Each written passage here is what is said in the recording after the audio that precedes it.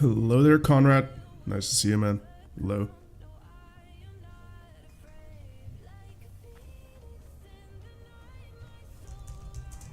Just doing some notifications here. I think you can hear me, right? Pretty sure you could. You should, rather.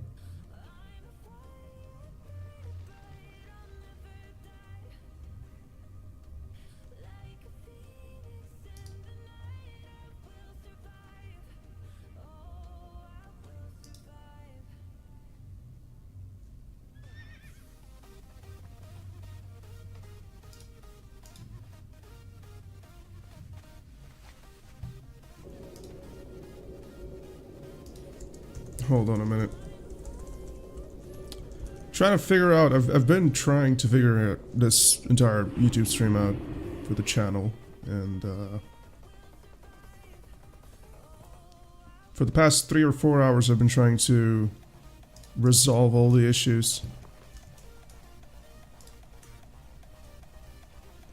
Apparently when you're streaming old games like these, you have to be very careful.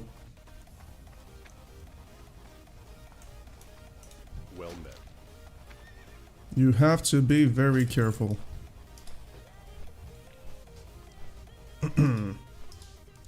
One sec, I'll answer your question in a moment, just a bit.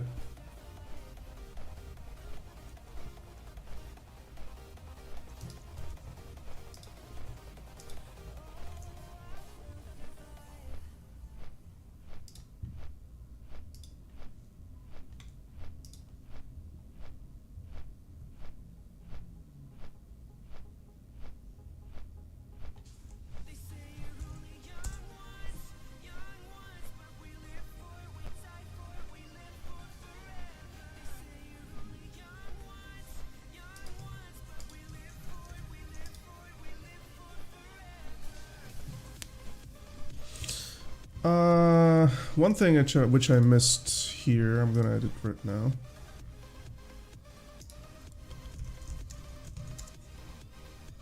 Alright.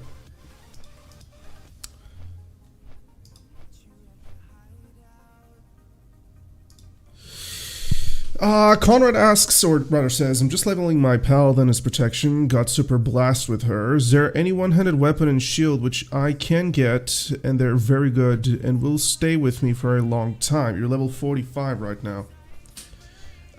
Level 45, you say? There's this one-handed weapon, it's called Sword of Vengeance. I can't show it to you right now because I'm flying.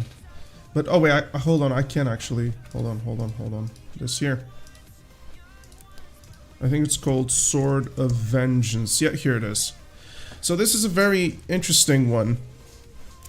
This is a very interesting one because it deals holy damage. The proc per minute on private servers is actually really impressive. In particular on Turtle WoW, I think it has something along the lines of 3 proc per minute.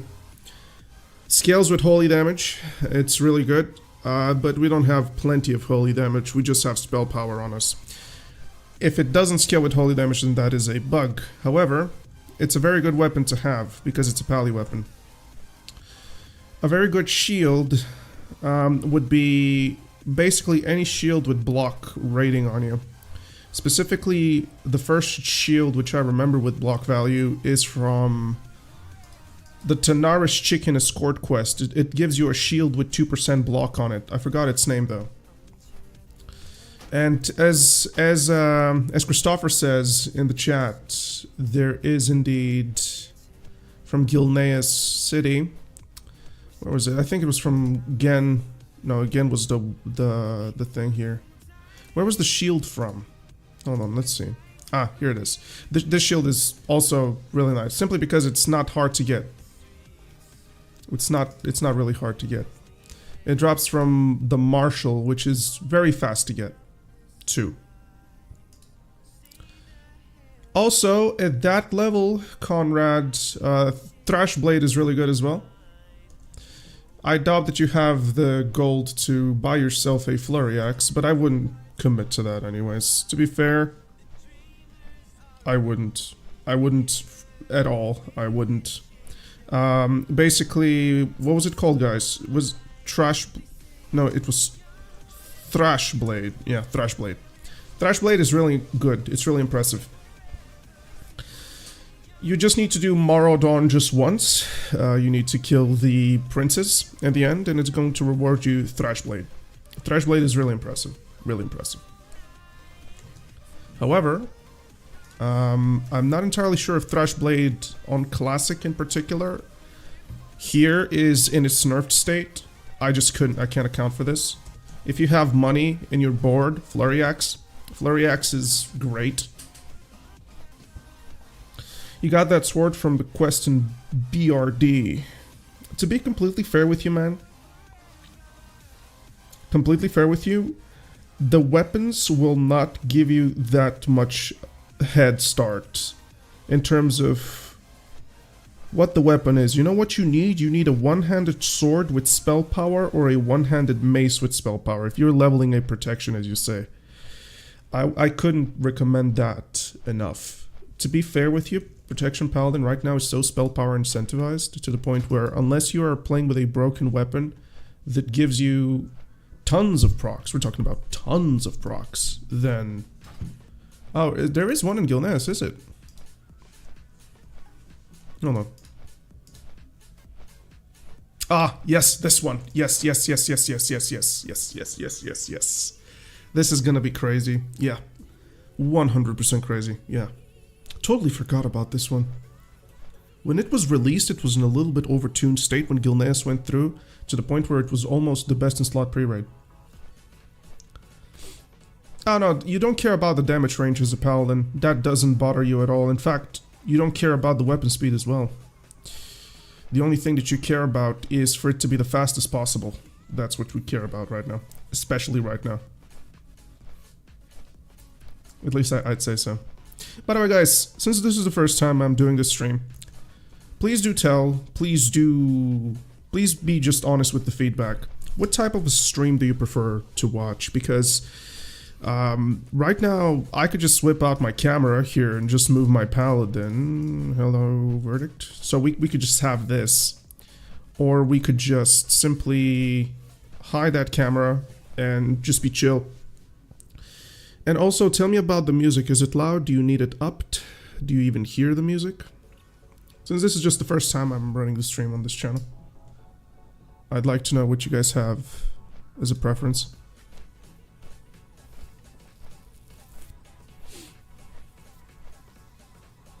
Also, happy Sunday. Holy moly.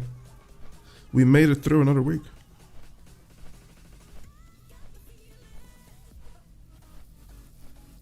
Right now it's okay, you can hear the music, but also me speaking. Great. Great.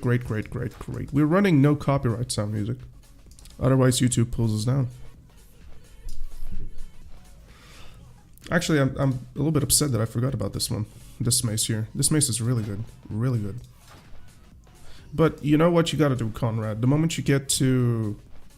Where was this one-handed sword, guys?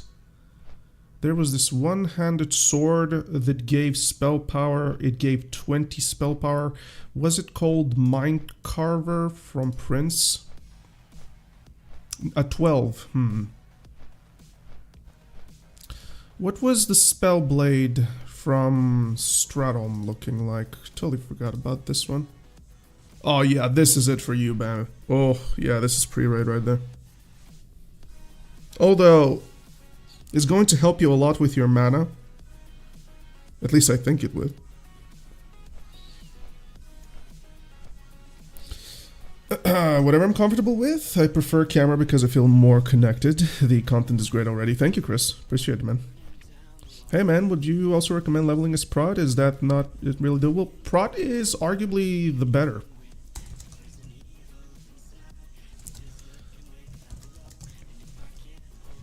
Should we go?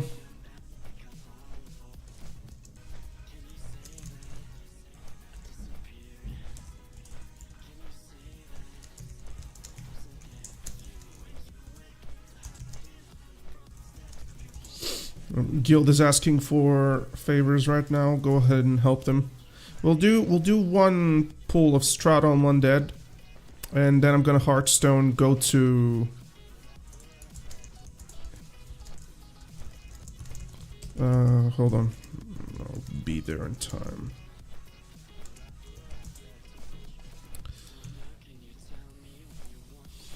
Proc used to be a lot stronger than what it is right now, though.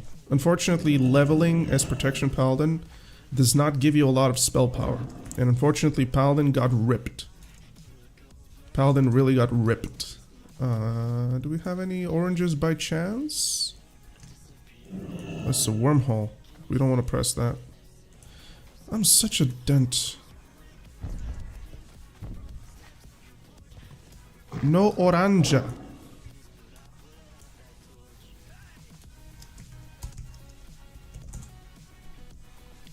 Okay, my guild wants us to go and do Terramus for the new stuff. And they don't believe that I can do one run in Stratholme Undead grinding and be there in 15 minutes, and I'm gonna prove them wrong. I'm going to show them who they're messing with. Sounds good. I usually play Tankadin and way better on the mana right now. Yes, so they did nerf this here, which is a little bit, it was uncalled for, and that pushed the playstyle into a little bit more of a self gimmick than item gimmick. But yeah, shield specialization nerf, it went from 2-second cooldown to 5-second cooldown, and they nerfed the budget on items. So unfortunately we are, yes, this is redemption full. Unfortunately right now Paladin is very, very mana thirsty. Very, very mana thirsty. By the way, ladies and gents, please do press the like button on the stream.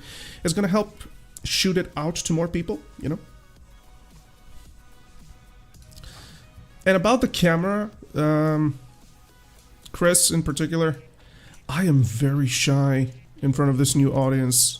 Usually on my main channel, my Black Desert Online channel, which is the main content still, although I have kind of retired that for this one, but still unofficial. I have no issues in front of these guys, but you guys are new friends, and I'm shy.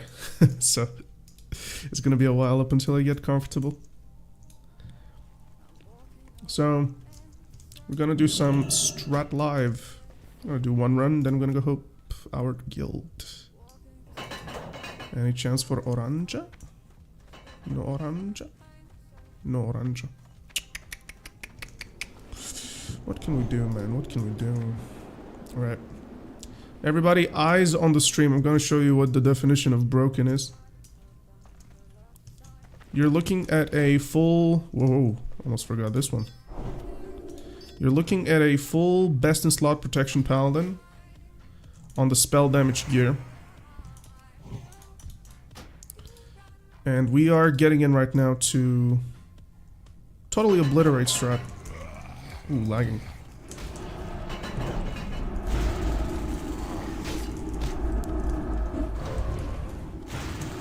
We are doing that.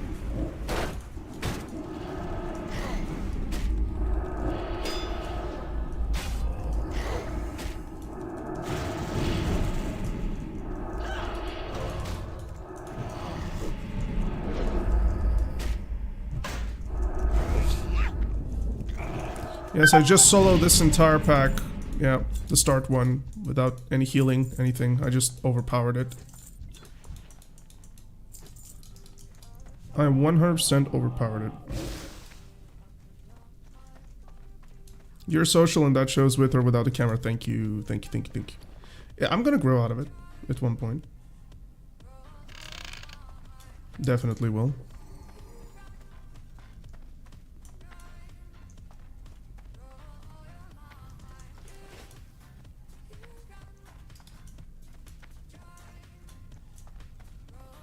Okay, this is really good where it is right now. However, I do have to sit and drink. I didn't have any oranges, so this might be tricky.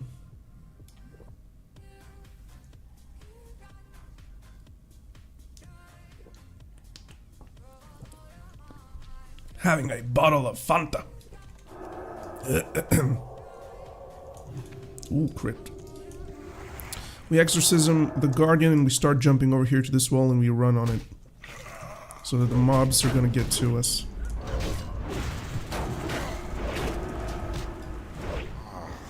We're looking to do two things here. Make sure we do not pull the horror, which is coming. When I get low on mana, I'm just gonna use my Seal of Wisdom instead.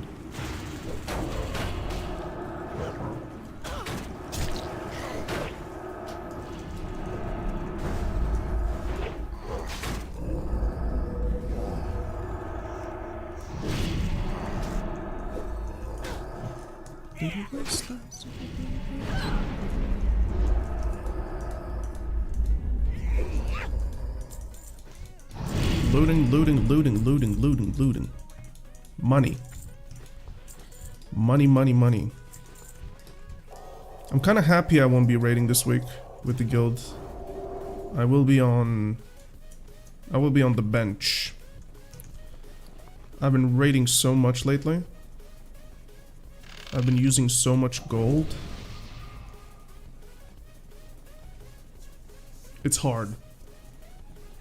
It's hard to sustain it, especially in a hardcore guild.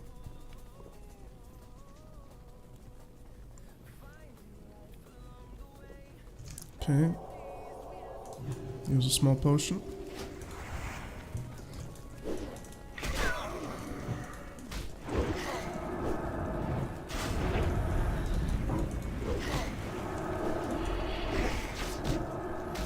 I'm gonna use my bulwark here because I'll be using my Seal of Wisdom instead, which means I'm sacrificing damage.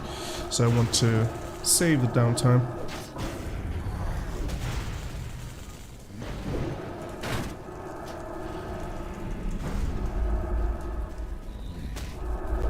Oh, I missed streaming, not gonna lie. I haven't streamed in about 2 months maybe, for both my channels, this one and the Black Desert one. Although I have entirely moved away from video. If you guys don't know, for people that are new on the channel, I used to be a partnered content creator with a company called Pearl Abyss, which are the creators of arguably the 3rd or 4th most popular MMORPG called World of Warcraft. Sorry, called Black Desert Online. And used to be a very, I won't say a very big, but a big content creator there. So that in particular has concluded, as I'm no longer either a partner nor a content creator in the section. Unfortunately, the game has perished in its complete entirety. The player base dwindled to about probably 20 or 30% of what it was left. And that impacted everything. Really did impact everything.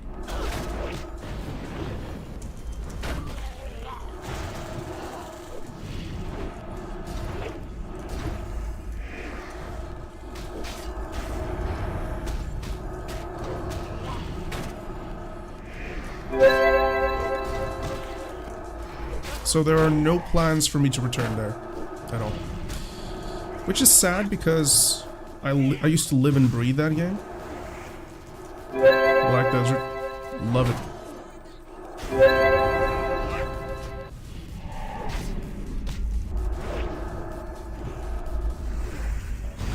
No, I'm not gonna use this.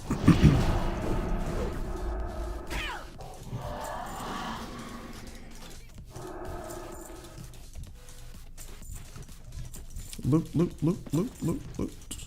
Oh, we got a Shadowcrab Bracer. Nice. Fortunately, Heartsinger is all the way... Oh! How long till spawn?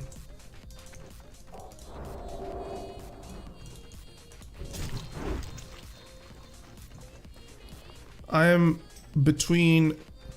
Okay, I have to go. Okay, well, we're gonna come back for more after we finish killing the boss guy. I have to go to Blasted Lands as fast as possible. So it took us about 6 minutes.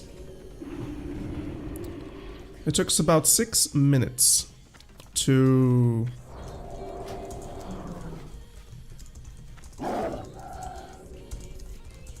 get to Unforgiven. Usually one run, for me personally, with the gear that I have, takes about 10 minutes. Up to 10 minutes.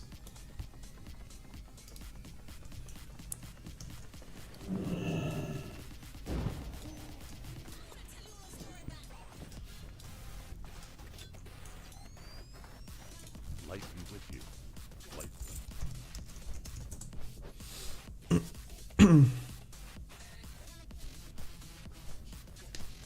And right now we are on our way to kill Teramus. You guys remember that dragon in Blasted Lands, right? So there is a new quest, which starts over here in the Harborage.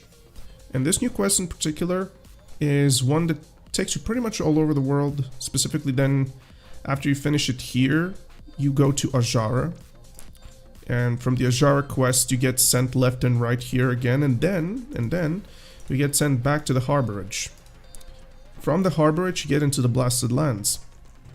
And the Flawless Dranitist Spheres, this here, these Flawless Dranitist Spheres have some use. We don't know what use they have, unfortunately, but all we know is that they are exceptionally valuable. They cost 170 gold each. And we've killed Teramus on the past 2 resets. And we've been killing them even before. And we're stacking these for the guild bank because we have a feeling that the Flawless Dranithist Spheres are going to have something very important to do in Kara 40. It could be set acquisition, it could be everything. Nobody knows unless the developers have spilled the beans. So it's an important little thing that we have to do on cooldown.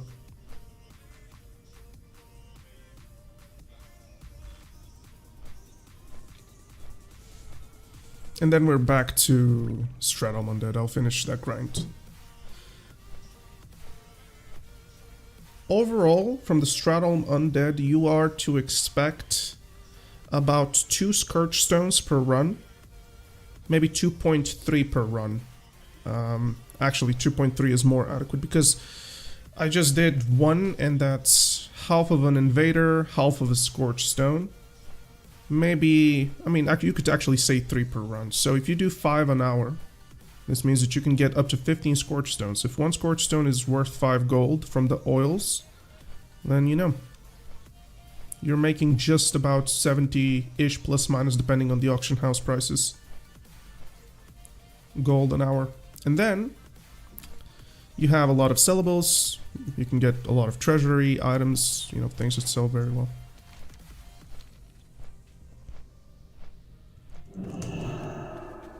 Things that sell very well.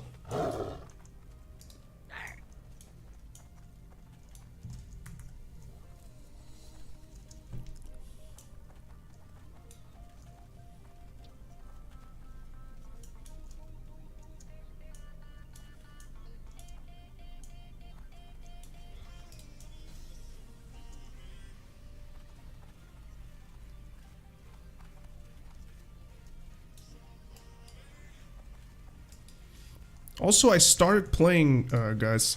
I have an itch for TBC right now.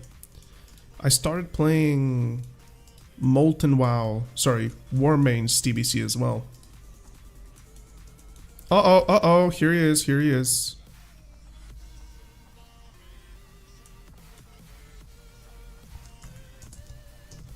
Part of the kill. Part of the kill. I am a part of the kill. Oh, just 1. Lol. Share the spoils.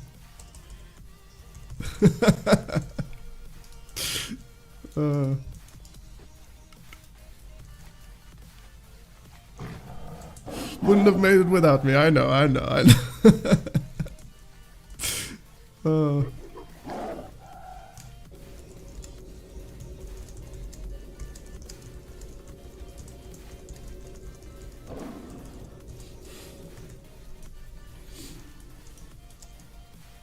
That's some good stuff.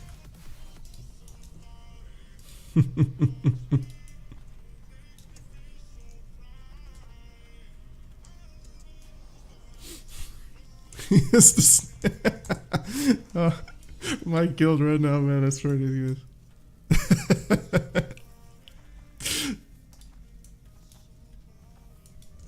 Oh, that's hilarious. That's hilarious.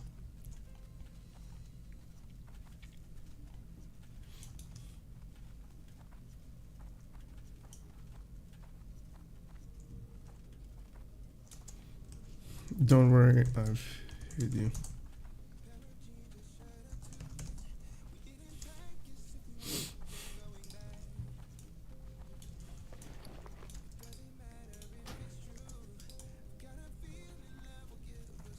How I tried hardcore? Which hardcore?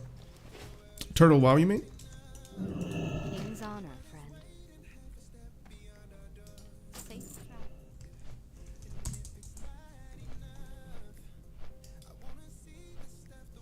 Turtle WoW, yes. My record, because here's the thing, man. I level up fast and I don't want to waste any time.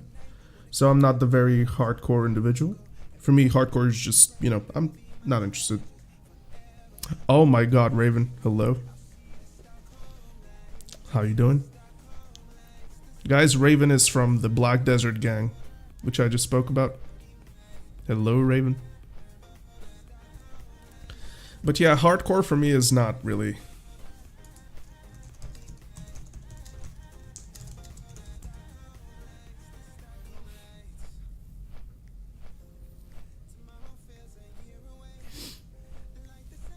Ah, sorry, my train of thought is getting imploded here.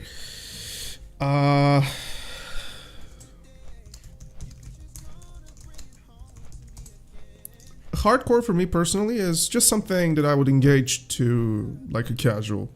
I'm not interested in finishing hardcore because I do skips while leveling. I die on purpose while leveling to spare myself time of travel.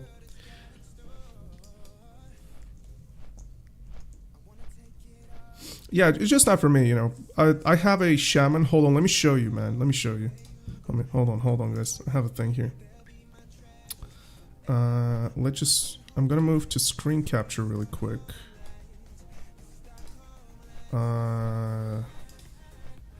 So this is my... Hold on a minute. Let me see where exactly it was. My poor little shaman... No, that wasn't it. Where was it? No, not this. Was it this? Well, where am I researching? I'm researching bands here, man. Where was this, man? Could this be it? No, this is with my warrior. Where's my hardcore thing? Oh no, that's a raid recording.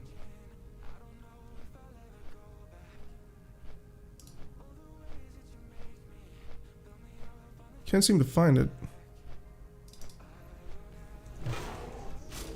This is my warrior again. Where was that?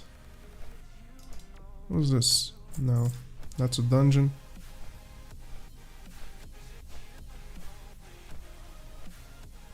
Anyways, I'm trying to find my hardcore death here, but I can't seem to be able to find it. Ah, here it is. Yeah, here it is. So this is my hardcore shaman's death right around here. And I'm trying, man. I'm trying. I'm opening my bags looking for things that I could do. These guys here dodged and parried so much to the point where they actually got me due to luck. And also I wasn't ready for the poisons. This is the Gilkis Centaur messenger quest, which is bugged. And I had no idea that it was, because usually this guy, and this guy over here, the food and drink fella, all of them come around and help you. But they didn't help me. Right, so my level 29 shaman, or whatever level it was. Let's see, what was the level? 28. Just simply perished because of a quest bug. So yeah. NPCs didn't help you. Yeah, they should have. They should have, Ravens. Hey, Domesticus, nice to see you, man. Hello.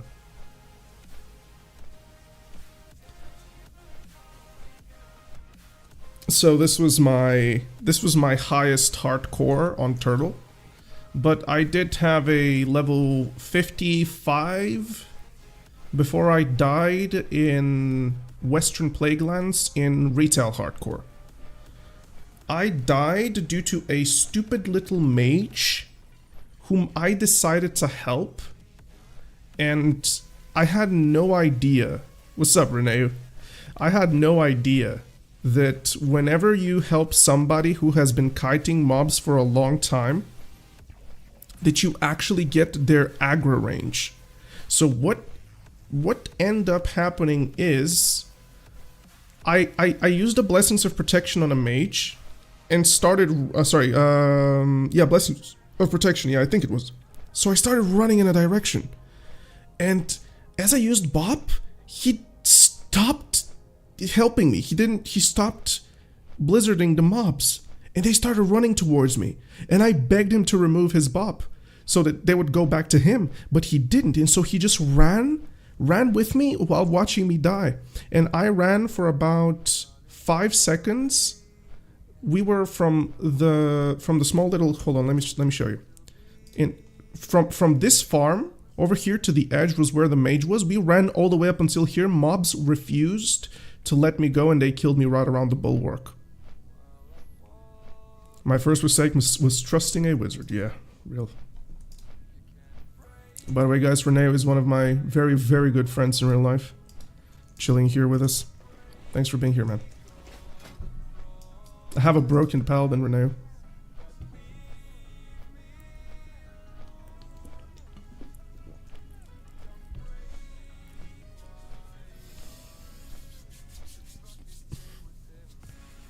Paladin are always broke. Real talk. My new fetish is a priest on retail. You'll get the hang of it. I couldn't get into, what do you call it? I couldn't get into retail WoW anymore, man. Just too expensive. I'm not just interested for the prices at the same time. I like the lore, but I just don't think liking the lore really makes up for the price. Just don't. Just not my thing, really.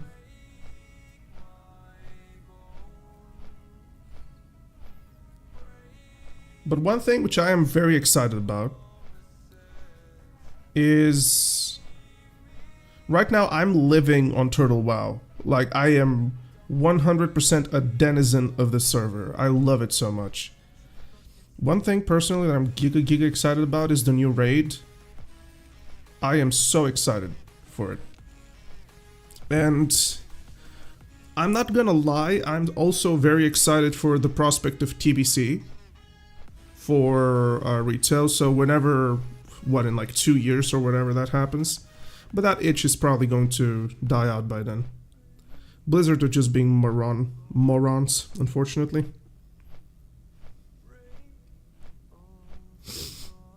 Oh, I disagree, Olus. The new lore with Xalatath and everything that's going on there, finally answering all the mysteries, I think it's great.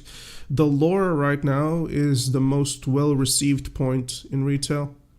At least I'm willing to argue that point, at the very least. But, as I said earlier, you know, to each their own. If you find it not interesting, that's perfectly okay.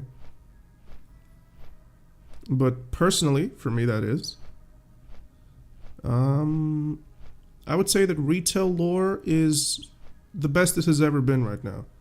But the gameplay is so far away and detached from what I love about World of Warcraft to the point where I just can't see myself playing it.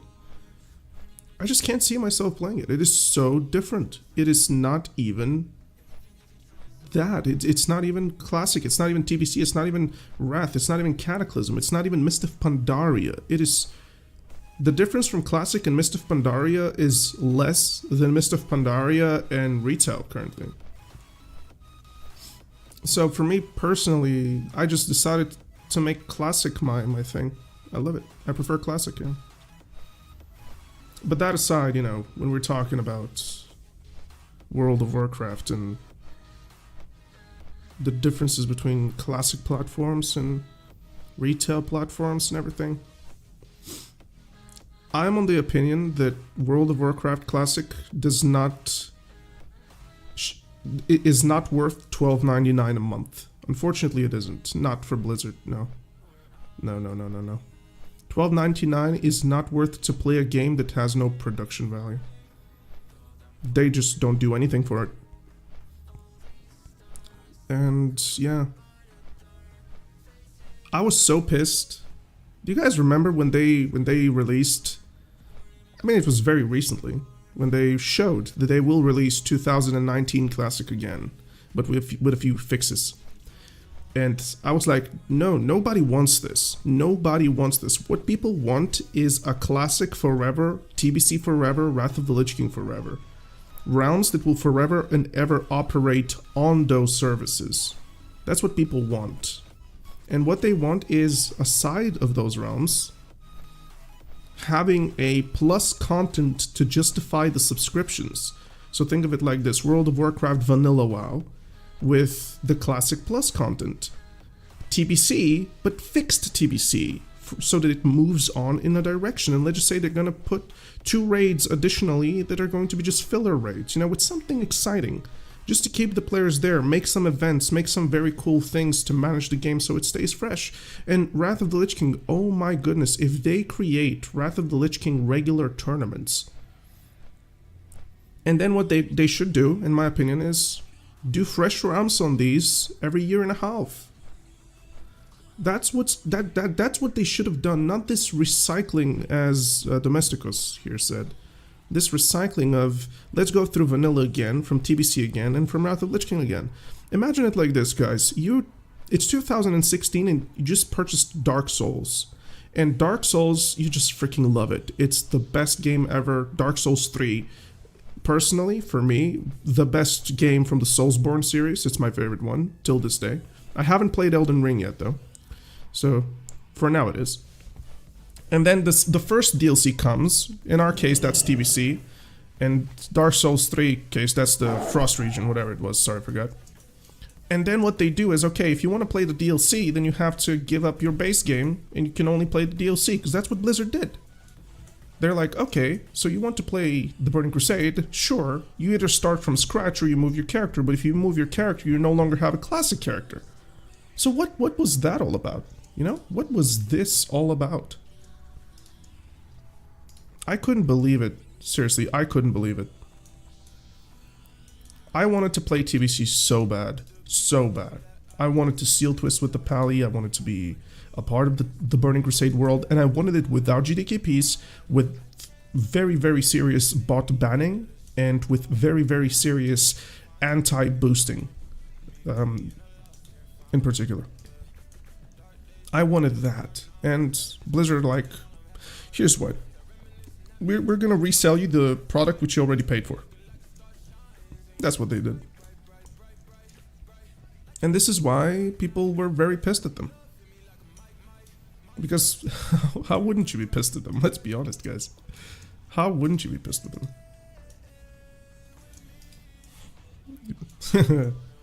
Believe it or not, I have paid. My record pay for an item in Classic was, I think it was 41 or 42k gold. I'm not even going to tell you what item it was because it's ridiculous. It's ridiculous. It's not even an Extramus item.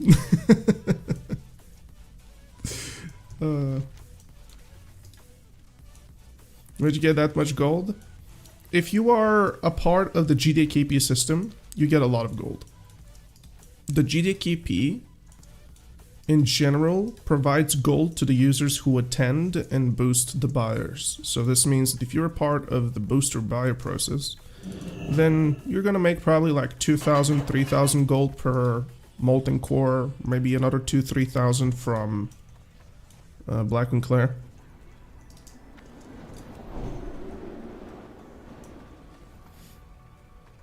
Yeah, 170k crystal, I remember this. I know a Might of Menethil sold for 190k, I even know who it went to. It went to Mortag. Which was very interesting. Mortag used to be one of the GDKP one of the GDKP run connoisseurs on the Realm of Dreadnought. So he bought his own Might of Menethil, I think it was.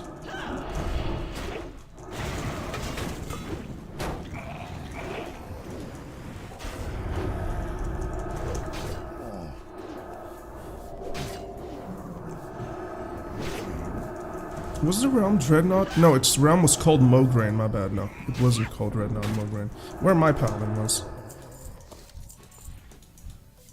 Unfortunately, GDKP Classic totally killed the game, in my opinion at the very least, to such an extent, to the point where you couldn't play World of Warcraft unless you were a part of the GDKP system.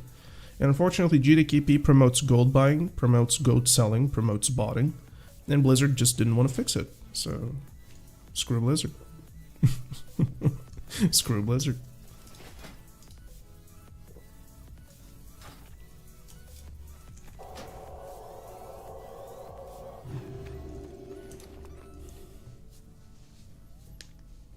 It was crazy. I mean, Farmo was hardcore server because like 5-6 top guilds were there. Blizzard.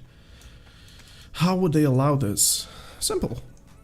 I mean, it's you have to make an educated move in that particular moment, because think of it like this: bots in GDKP run keeps your entire game alive and well, functioning.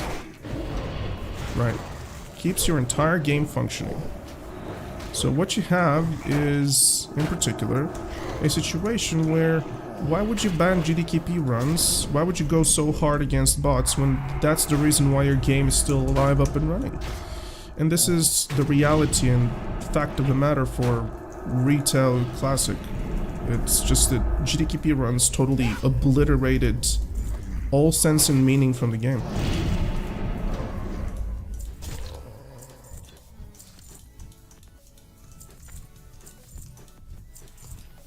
So that's something that I personally, at least, is he there? No, he isn't. That's something that I personally, at least, detest with such might and passion.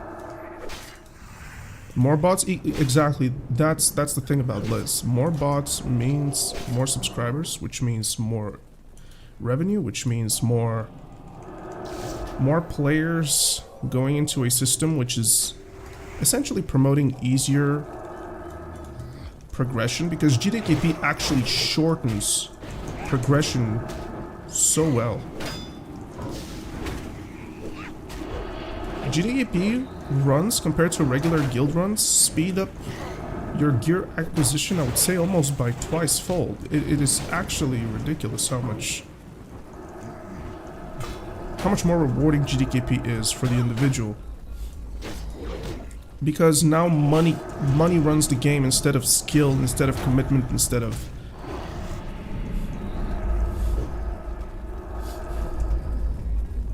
Do you think Protection Paladin and Pre-Bis could do this gold farm? Depending on the Pre-Bis. If you have spell power, yes. If your Pre-Bis is strength oriented, I would have you go do Lashers instead. Because there is Pre-Bis with, you know, Soulforge. There's Pre-Bis with... What was it called? I have it here, I think. No, it's not here. Oh wait, isn't it? What's called Demon... No.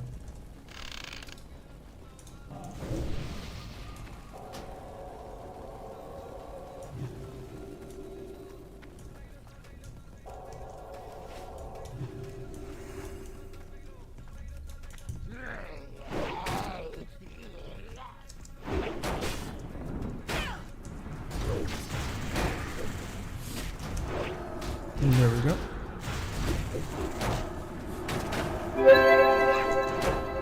Also, what makes this particular grind manageable for me personally, so I can speedrun it to the point where I do, is gear. Not just any gear. Beware. Fuck you. Oh, I swore. I shouldn't have. My bad. Oh, sorry. I was talking to the shade of Nixtravis. My bad.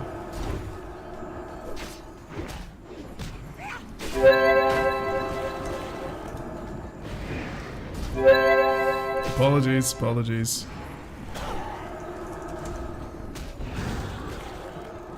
I'm just heal now.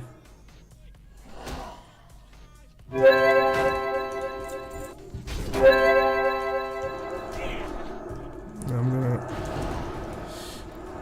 Dang. I was. No kid, no kid.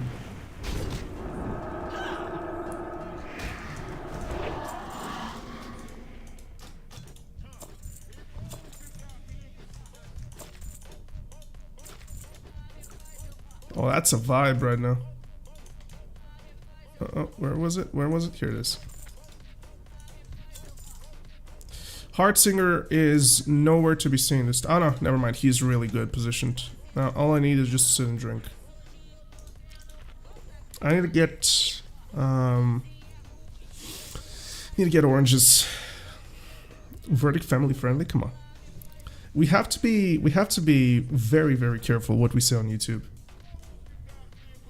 Very careful, because 1-2 F-bombs, you get instantly demonetized. Obviously, I'm still not monetizing this channel because we're still very, very, very early into the channel's lifespan. We need 1,000 views and we need 5,000 watch hours in order for us to be able to monetize from ad revenue, which means that we are halfway there right now, which is really good. You think Red Paladin is viable in Turtle WoW for endgame? Not just viable, it's one of the optimal classes currently, I would say. Red Paladin right now has tremendous value. Their damage is almost, we're talking about 5% underneath warrior damage. Oh, why didn't the ghouls come, man?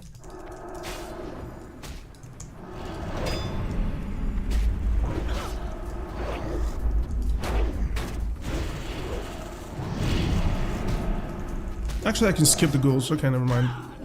Ghouls not being here is not bad.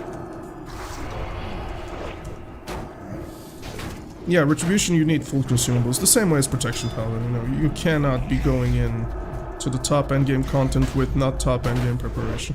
Especially for a class that has multiple geometric growths from different sources. Obviously, we're talking about spell power and strength. Strength in particular, right now for Paladin, protection is useless, but for Retribution it is essential.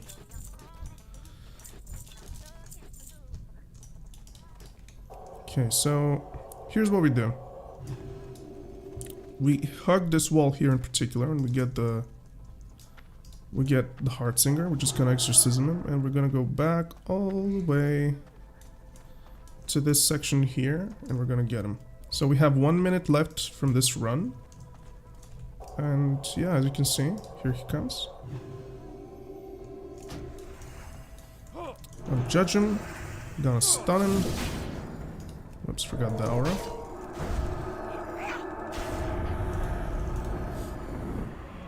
$1K exorcisms, eh?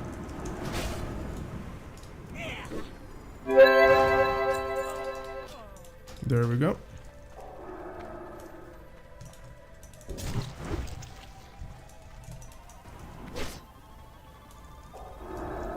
Very unlucky with the Stratholme waters from the crates though. Do I have any guys on the channel? Kind of do, I guess. I do have a guide for the best tank in race combination.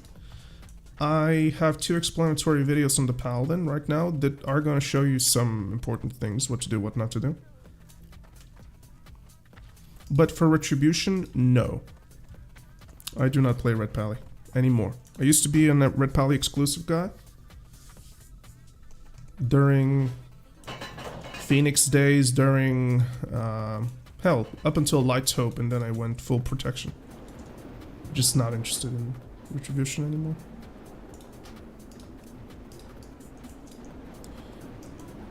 Do we have oranges? No, man.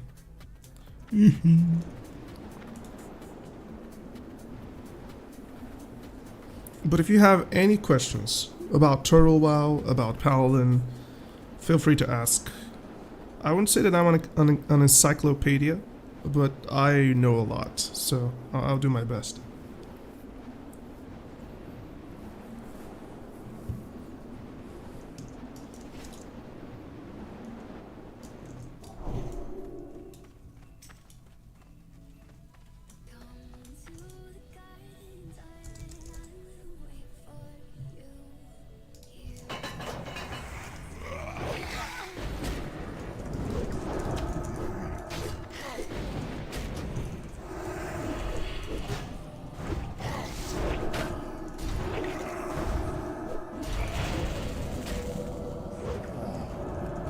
I've noticed something very peculiar, and that is that despite the fact that Retribution Aura is really good, I benefit tremendously more from Sanctity. Like a lot.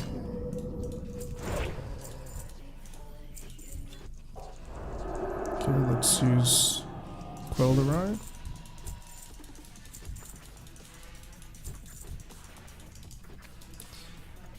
So strength is useless for red, should I go? No. Sorry, I meant strength is useless for protection. For Retribution Paladin, strength is immeasurable in terms of importance. Let's sit and drink here. Is there any other good weapon to go for as fresh 60 apart from the Crimson Spellblade from Strath Live? I wouldn't say so, unfortunately. Crimson Spellblade is insane. It is so unbelievably fast, it has spell power on it, stamina on it, and it has fire damage, which also gives you threat and it gives you mana back.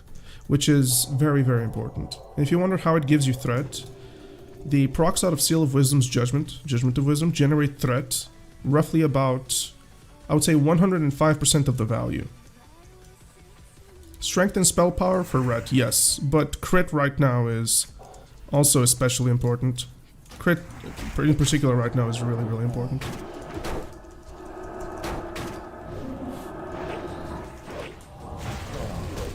If you don't come around, I will be very pissed, little mage. Please come around, man. Oh no, he's gonna pull. He's gonna pull for sure. Oh, he's moving, he's moving. Close. Close.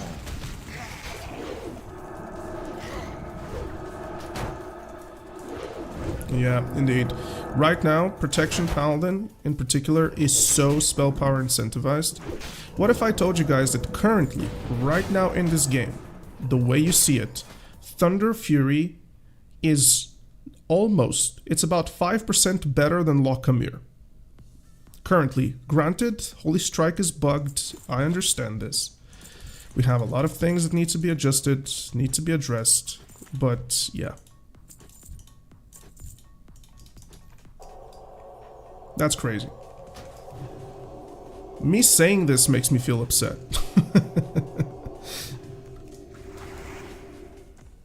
Ah, Heartsinger is here, that's really cool.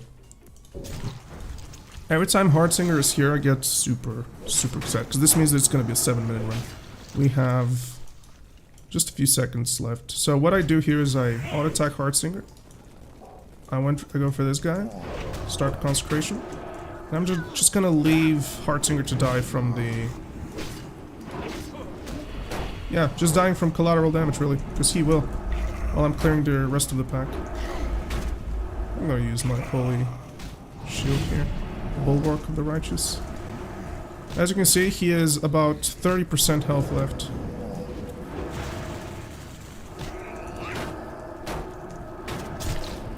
It's so weird that Sanctity Aura is better. It's so weird. Now we're gonna stun him here, because if we don't, he's gonna run. Here he is. Traveler's Backpack. We just made some good money. We heal, quell the Rye meditation, small potions. One very good way for people to understand how to make this run possible in specific is you need to find ways to speed yourself up, which comes from using the small little potions like greater mana potions, because what are you gonna do? They're like 5 silver to vendor, you know? You shouldn't be focusing on that. So using in particular those... Ooh, nice. Two water is really good. Using in particular these is really good. I'm gonna do something here though. Gonna stay right around. There it is.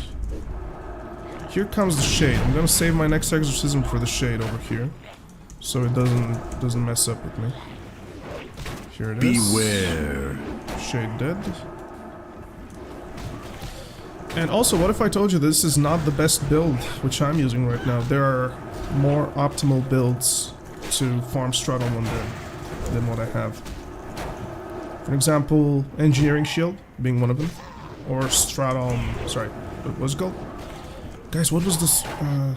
The Epic Shield, 58 shield with Shadow and Fire resistance. Oh, what was it called? Skullflame. Now what we're gonna do is pop Hand of Freedom.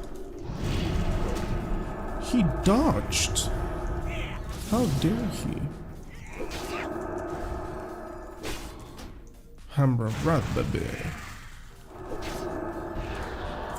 Ooh, and a soul breaker as well. 5 gold extra, man. So it took me 7 minutes to get to Unforgiven. Soloed everything up until Unforgiven. And I'm using a lot of Stratholme water. Yeah, Skullflame shield. Yes, Skullflame. How is Sanctity better? Exactly. That's the thing. Sanctity is better just because of Stratholme's Holy Water, because it scales 1-to-1 with the spell power. I'm running with 339 spell power alongside with Wrath of Cenarius, which is 132 on top of this. What this means is that if I have my Sanctity Aura buffs total holy damage, in particular for external click abilities like Consecration, like Stratholme Holy Water, instead of buffing just the base one. Because there is something wacky with the code from old World of Warcraft, which essentially creates a differentiation between what is Sanctity Aura going to provide in terms of damage increase.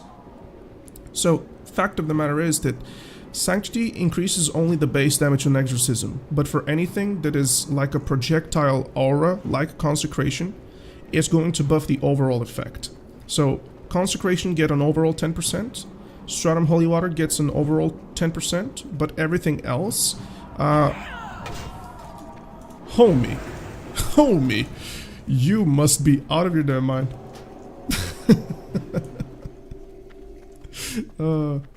I started using Soulbreaker over Trashblade though. Ooh, maybe. I'm not sure if it scales. I'm actually not really sure if it kills. Maybe we can test it on the next pack. You know what? Let's do that. For the science. We will test on the next pack for science. Let's do it. Here it is. If it works, it's going to be very interesting. So Soulbreaker is supposed to heal me for a lot. Let's see. Let's see if we even get it to proc. That's the other thing, because we're not getting it to proc at all. So right now I'm without Thunder Fury. Doing my best here.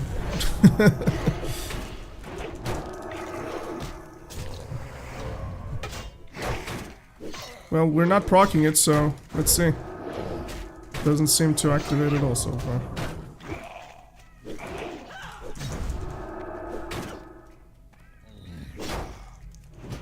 You're not seeing it as well, right, guys? It's not just me. It's just not proccing at all. Ah, here it is. Here. Ah, no! It procced at the end. You know what? I'm gonna dedicate some time to test this, because maybe it could be better. Who knows?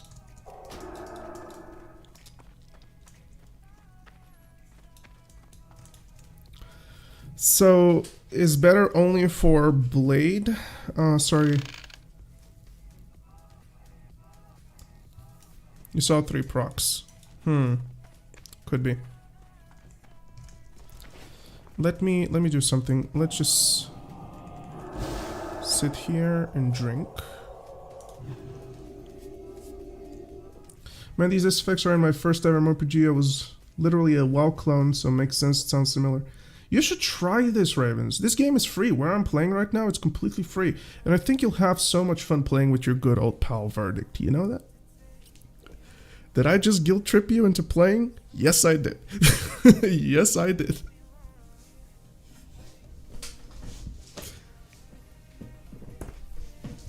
With your old pal. Oh, I cracked my back. I'm gonna test this. Tavan, I'm gonna test this in a moment. We're gonna do some extensive testing on it. I do have a new SSD that has 2 terabyte space, so I might. Ravens, this game here is only 9 gigabytes. What are you talking about? Why would you get worried?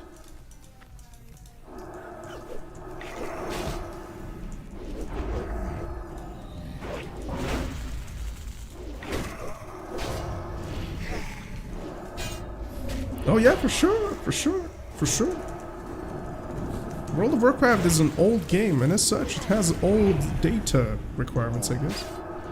Granted, there are some things here that made it a lot more heavier than what it used to be, but would you actually focus on that bit of information there? Okay, so when this horror comes through, we're gonna check it. We're gonna check the weapon. Specifically, we're going to study the proc. Because the weapon seems to be... I mean, to be completely fair, having a 30-second aura... That kind of sounds ridiculous, doesn't it? Alright, let's see. We're testing Soulbreaker right now. I'm gonna... Just gonna keep this, and... Ah, here it is. He got it now.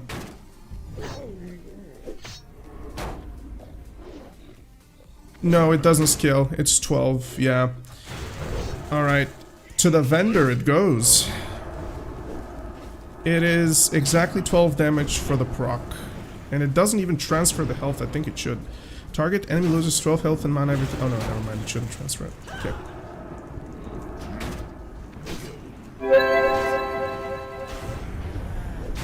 You're also near 700 gear score? Congratulations.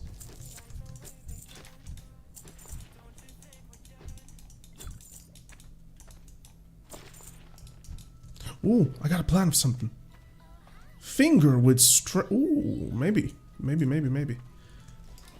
Let me just show you my pay to win.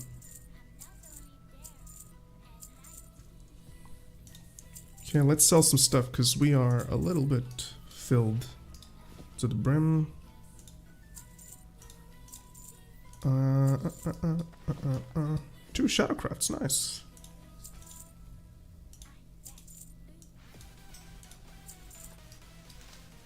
What do I need here? What do I need to sell?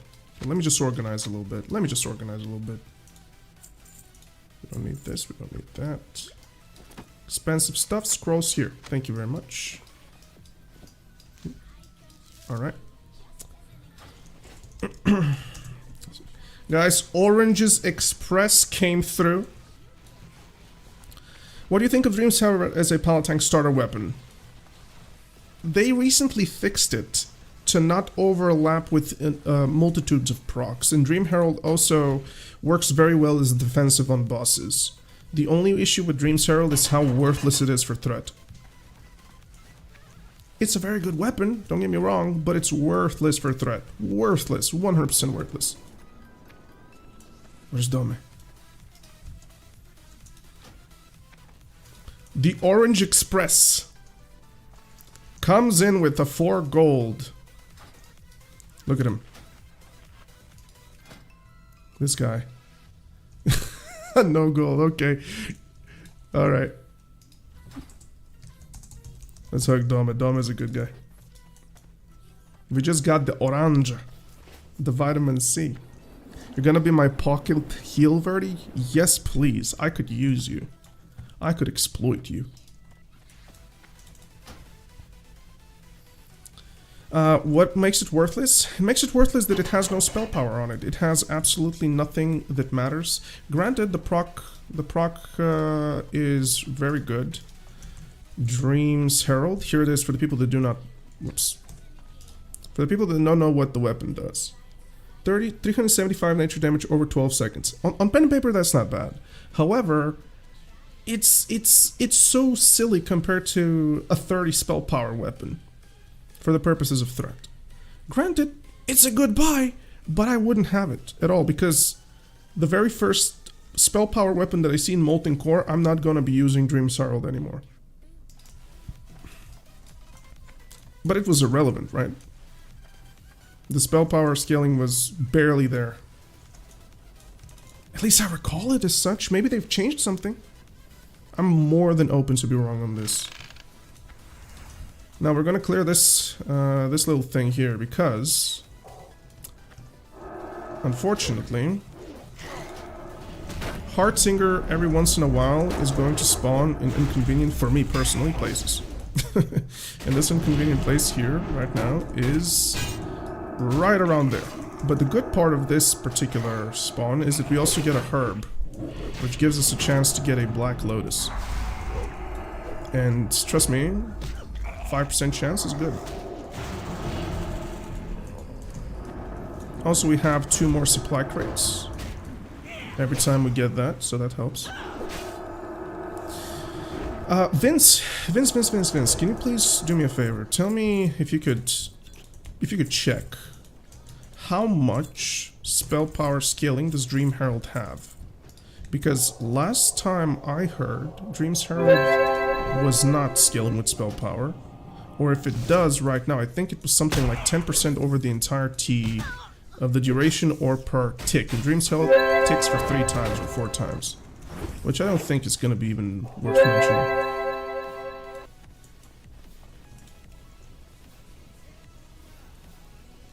You got Tukabos and all-out attack? Nice! Just remember to praise the machine spirit. Blessed be the Omnisaya. Plague Bloom. Here's what we do. Exorcism the Heartsinger. I'm gonna pull him right around here. He's on his way.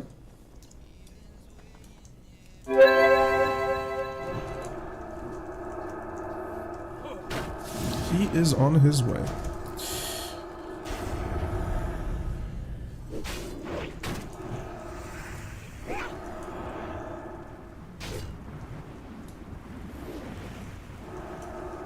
Come on.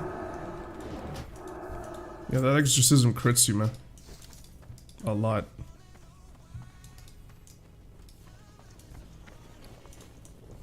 You know what, guys? I am 100% confident and 100% onto the opinion that Protection Paladin needs to get seriously nerfed. And I know this is going to upset my fellow Proc Paladins, but it is so overpowered to the point where I'm not capable, personally, to play my class in raids because of how much intensive damage I'm dealing. Normally deals 15 damage, have 8 speed now. Take it over 20 times. Aha, yes, it is still irrelevant, okay. Calls the Paladin support hotline. Dummy, you know that to be true. You know that to be true. Protection Paladin deserves a nerf. It's not fun for my fellow tank players. in the guild. It's not fun for the Retribution Paladin to barely deal about 20% more damage than me. No, that's not fun.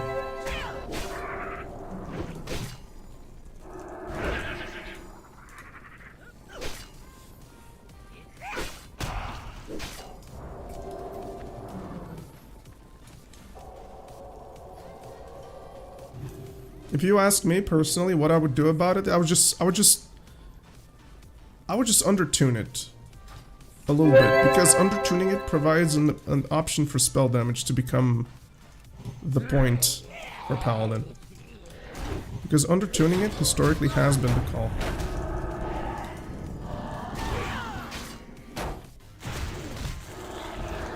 My Stratholme Holy Water, sorry, Undead Water, Beware. just dealt 10k damage.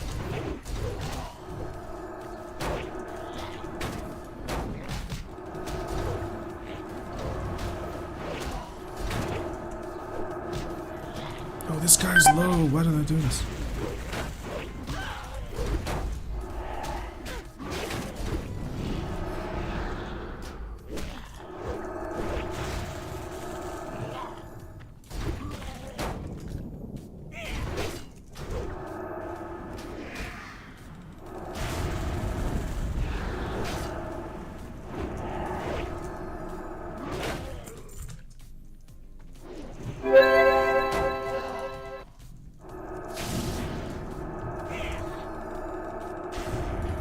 You know what I should try? The next run I'm going to do with Lockamere instead of Thunderfury. For the additional crazy numbers. Oh, was that a flask? Ooh. I wonder if it costs anything. Yeah, next run would do with Lockamere for the even more AoE. It must still stay competitive to other tanks though. Now if you trust the team to do that, this is not a conversation entirely. I believe that it can. But is all change something is fixed, something isn't. Indeed, that's true. And we do tend to have unreasonable expectations from the Turtle WoW developers. And I really mean that wholeheartedly. Not in a way to just discourage the player base to have any standards. No, it's a private server, guys. Let's be honest about it. It's a private server. And as much as I have high regards for it, you know, we cannot expect from a private server to be a AAA company. And we shouldn't, because the moment it goes AAA is when it goes sideways. Dome, I have potions for you, man.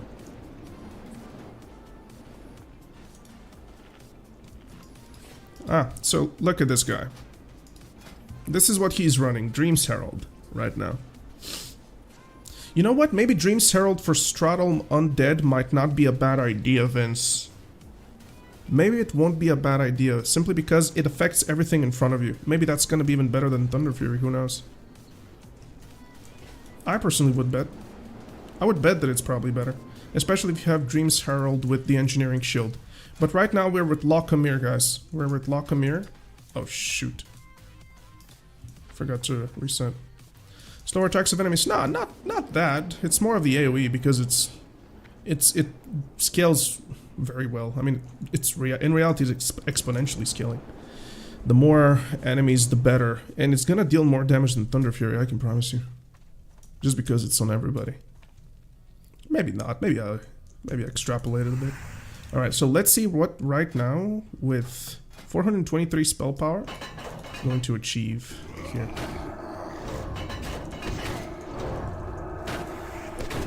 Oh yeah, I remember why I dropped it.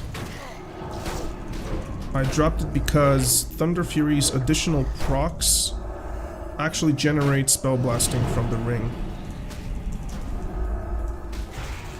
But it's not actually that bad. Hold on a minute. You guys see this? You guys see this? It's about 100 damage better. Sorry, 100 DPS better than my previous run.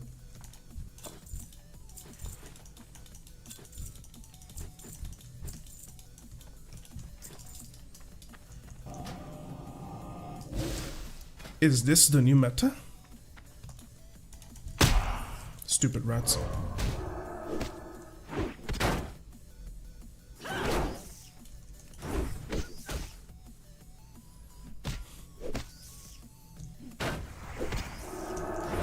It's so hard to solo without Thunder Fury now.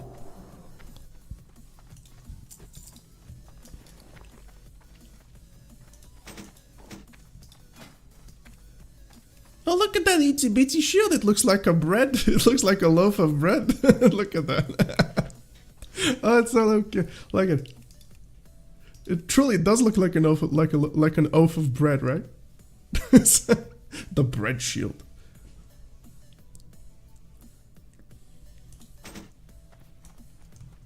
Oh yeah, that's bread on my back, man. Real talk.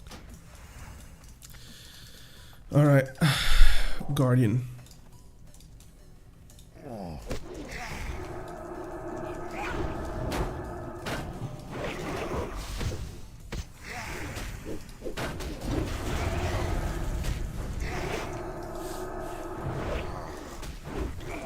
Guys, it's actually Lockamere so much better than Thunder Fury.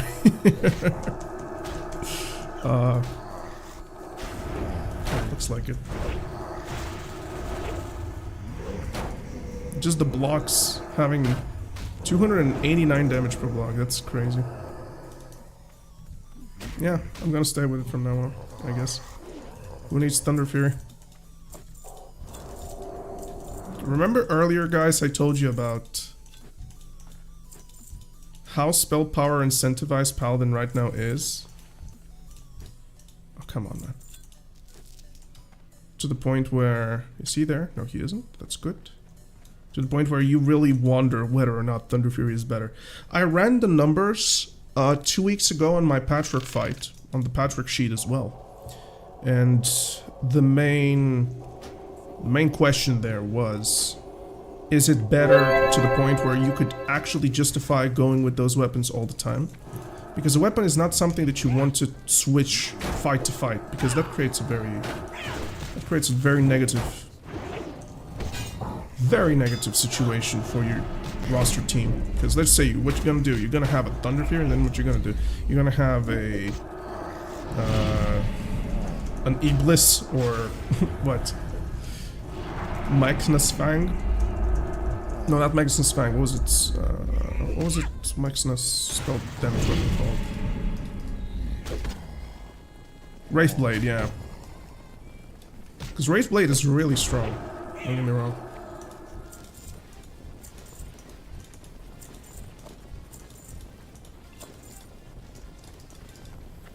Wraithblade is crazy.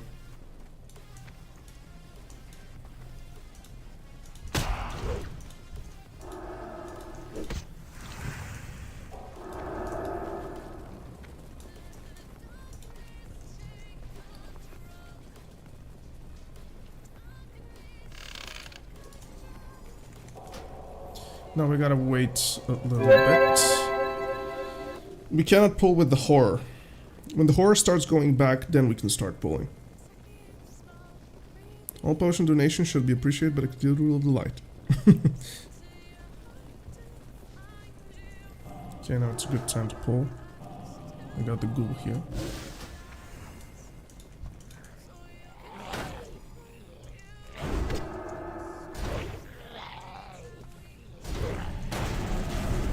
Bam! 1.2k. Just gonna save it here right now. Shade is coming, but it won't cast anything.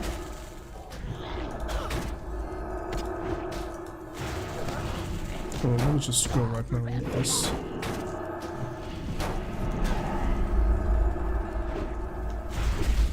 $39 per self-inflicted hit, I guess.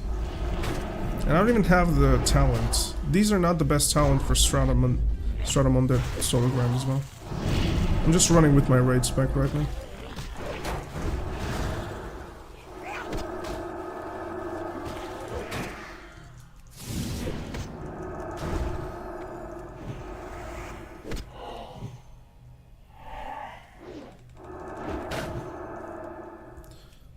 Hammer. There you go. It's been a long while since I've had an epic here.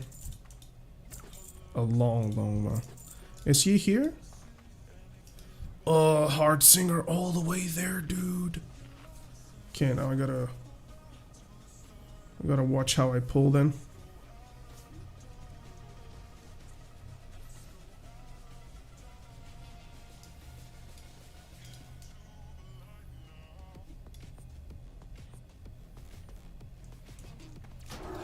So what I gotta do is gotta show myself here. Here they are. Pull this guy.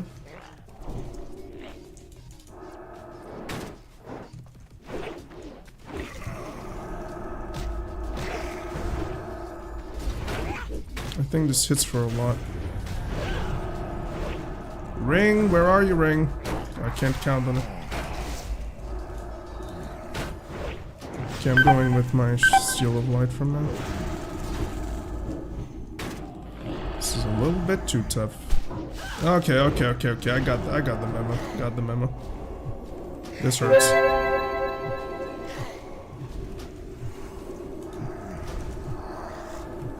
Kill the ghoul. Kill the guardian.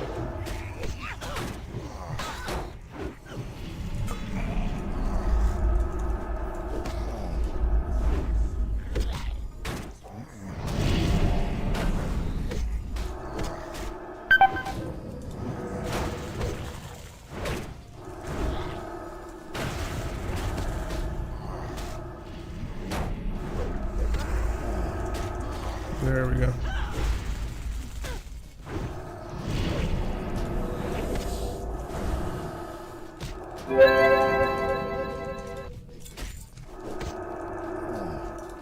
Alright. This is the heaviest pull that you could make from the regular pulls. Unless, of course, obviously you go for 3 packs. Ooh, Hydralic. Hydralic. What the fuck do I swore again, guys. I swear again. I'm trying. I'm trying not to, guys. I'm trying not to. I want to be a good guy. What the frick? Did I say it like hydraulic? It's supposed to be hydraulic, not hydralic. Okay. Sell, let's sell, let's sell. We don't need any of those. Flask of Petri. No, thank you.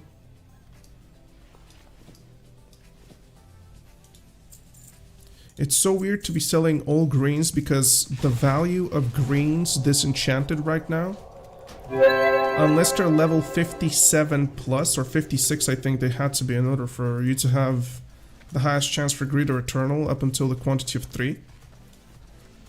It's better just to sell them. So basically if you see a 51, don't go ahead and disenchant it. If you see a 57 on top, or 56 on top, let's just be 56 to be safe. You can disenchant these. But I couldn't pull it with him, man. Pretty confident if I go here, I'm gonna pull. Yeah, I can't do that. I gotta pull an additional pack now. I hate this. I hate it because it has a ghoul. And the stupid horror. And now they're gonna both pull. Look at this. Please don't ghoul. Don't look. Don't avert thine eyes. Ghoul! No! Okay, this calls for the Thunder Fury. I'm not gonna die, obviously, just that it's annoying. Just have to kill him.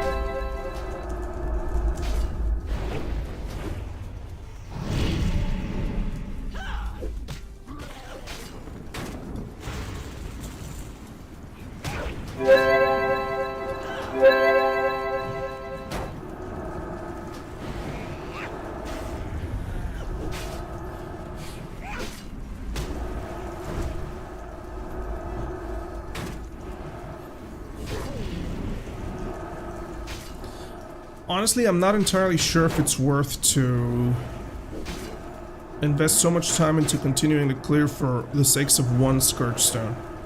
Because essentially this clear here is about 12 to 15 minutes depending on what you do and if you mess it up like I just did. So that's not really It's not really a good idea.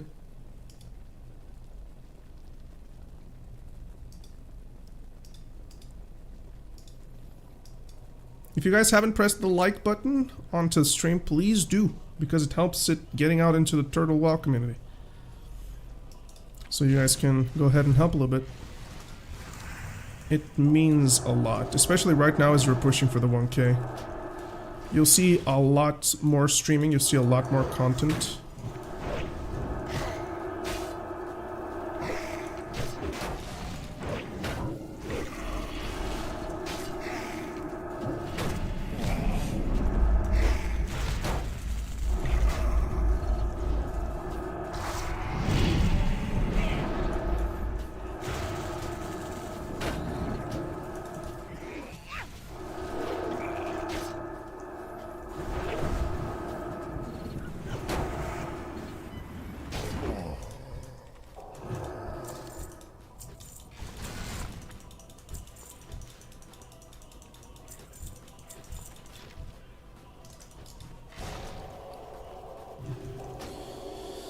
Alright. Let's hope for a Black Lotus. Come on. Give me the money. Nope.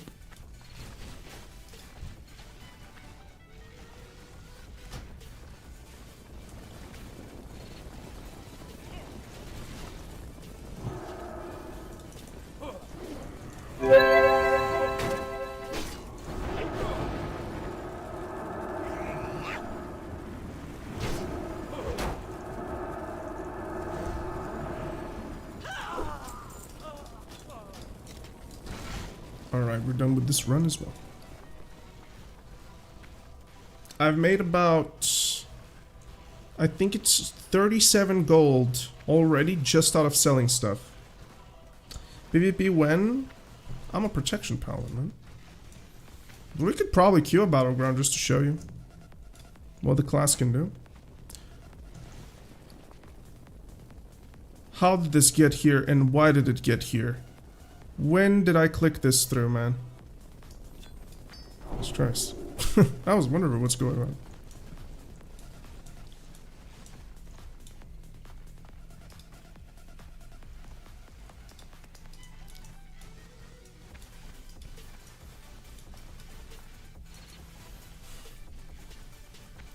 Protection Paladin is not that bad for PvP. It just sucks versus casters. I wouldn't say it sucks, it's still dealing crazy damage.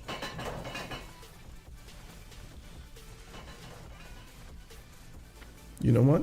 You actually excite me with that thought. Hold on. We shall pause the Stratholme live grind. Sorry, undead grinding.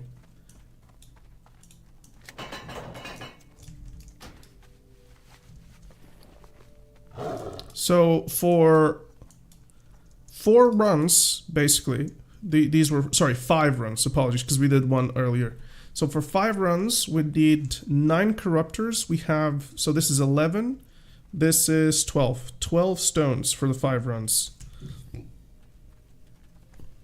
Which is very unlucky because we had to clear twice already Heartsinger, who is usually not really spawning there often enough.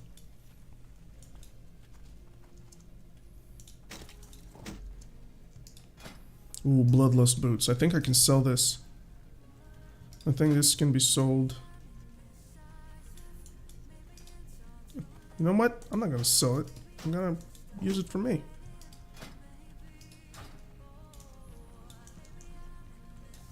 Oh, sungrass.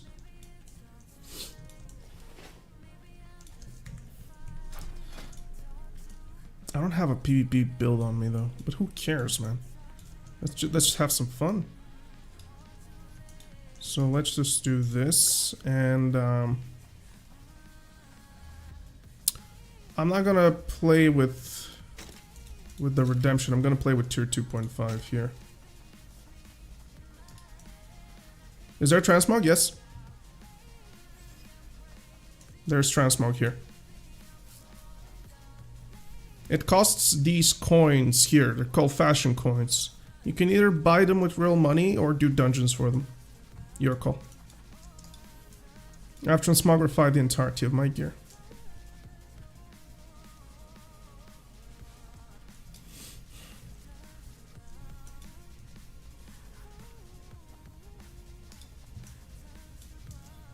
What battleground should we... You know what? What should we do? Arathi Basin? Is there anybody for Arathi? Yeah, maybe. Yeah, you buy transmog with them, yeah. What can I do for ya? See you soon. Okay, Safe travel. forgot. Greetings. Be careful. King's honor. Go with honor, friend. Be careful. For the Alliance. Light bless you. For the Alliance. Be careful. Go with honor, friend. For the Alliance. This is a very fun server, Renee. Very fun server. Bless you. I love it. How are you?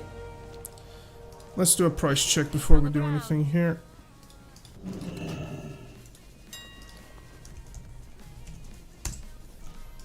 Oh, what the hell is this? Consecrated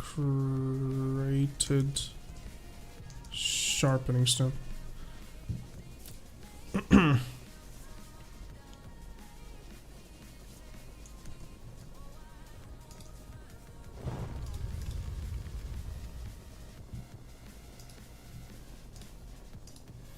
Right, so 5 gold 10. Blessed wizard oil. Oh yeah, definitely. I'm gonna be taking blessed wizard oils. Alright, let's PvP a bit. Because you wanted to see it. Just gonna use stylings. Or maybe not. You know what I should do? I'm gonna use my health instead. Or I could stop being an idiot and just use my spell damage trinket. How about that? But where the hell am I gonna put it? Maybe on 6 for now. Yeah. Dude, I have so many buttons to press.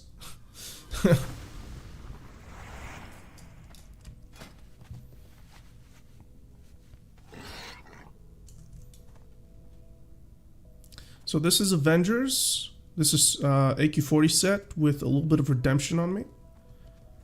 With custom Karazhan 40, Karazhan 10 content, Thunder Fury, Face of Death, Talisman of Ephemeral Power, Wrath of Cenarius, Ring of the Fallen God.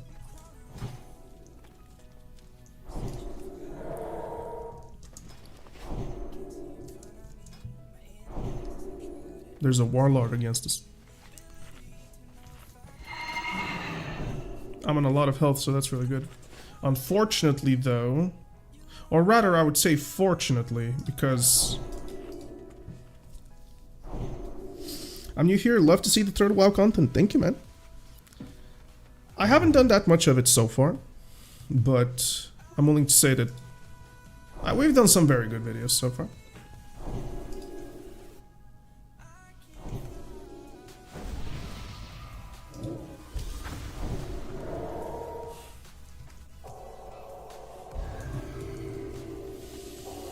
The game is about to start.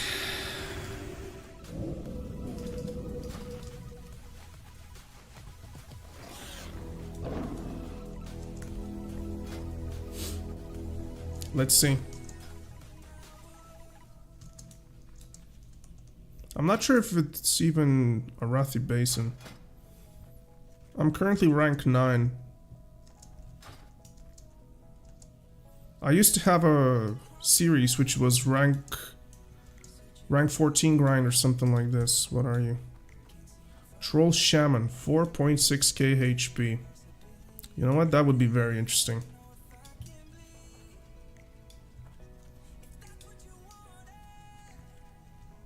Sup, baby? You ain't getting anything. Okay. Yeah, look at the damage I'm doing to the guy. Oh, dude, that was crazy.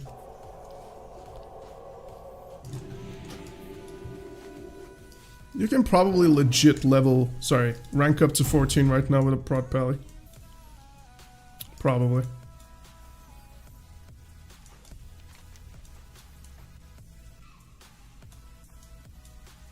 Alright, let's see if I still got it, guys. Let's see if I still got it. Come on, one tap it. No, I don't got it anymore. But that's because I don't have the 8% movement speed, so... Okay, what do we have here? We have a Warlock. Let's see what he's gonna do. I don't have a healer though, so...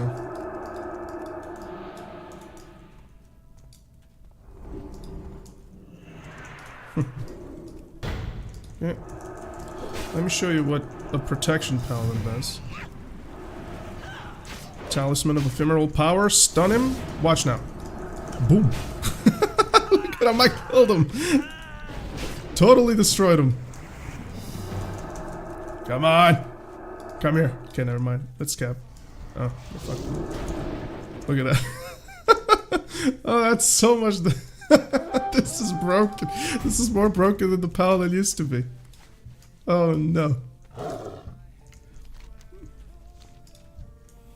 Oh, this guy is on a 8.5. Yeah, these guys are flasked.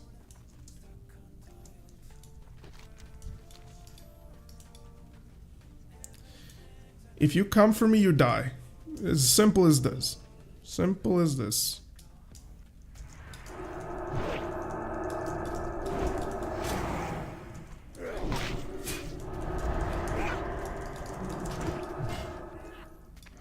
Who the hell?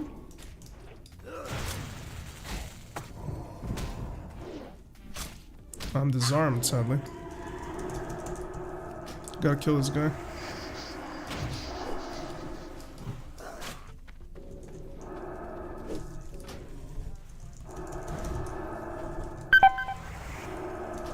Ooh, that was a double... Oh no, that was a shock crit from something.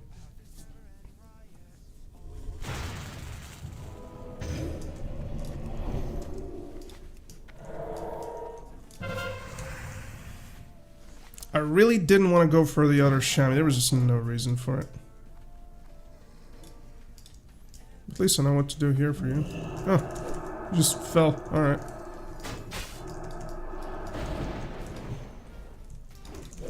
Oh, there goes. This guy is.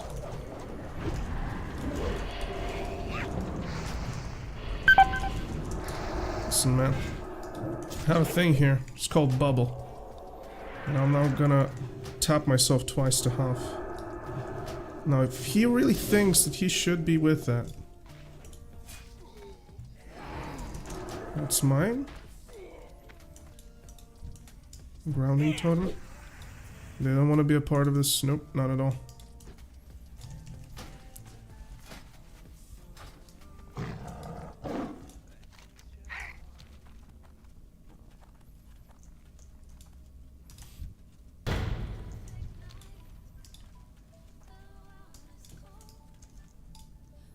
What the hell is these guys doing?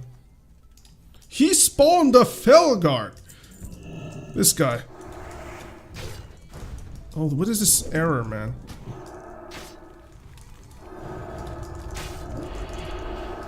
Yeah, I'm not sure what this error is. DPS mate error. Yeah, it's so annoying. Have no idea why it does that.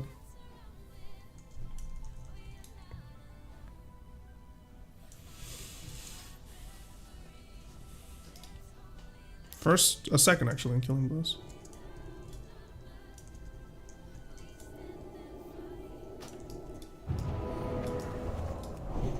I wonder if... Well...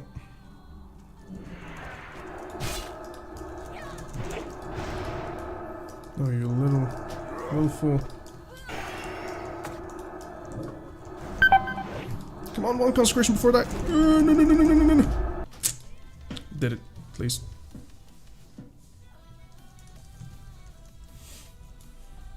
Oh yeah, for the people wondering about PvP, PvP is pretty active here, and the weekly events, which usually happen on Friday, Saturday, Sunday, and Monday, are actually daily here. So you have daily events instead of weekly, which means that today could be so that it's Arathi Basin, I don't know. Tomorrow is Warsong Goach, for example, so it's Warsong Goach, Arathi Basin, Outrag Valley, Blood Ring, and then it's Sunny Glade Valley, or whatever it was called. Their custom battleground, which unfortunately people don't play. We're getting some crazy likes though.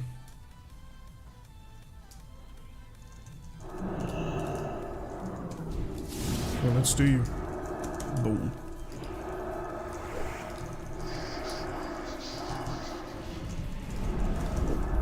Bro, you are really not ready for this, man.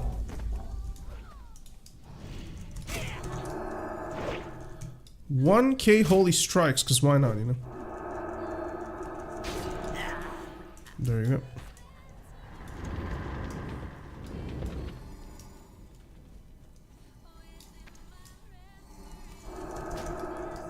Yeah, it has something to do with this person. I have no idea what this is all about.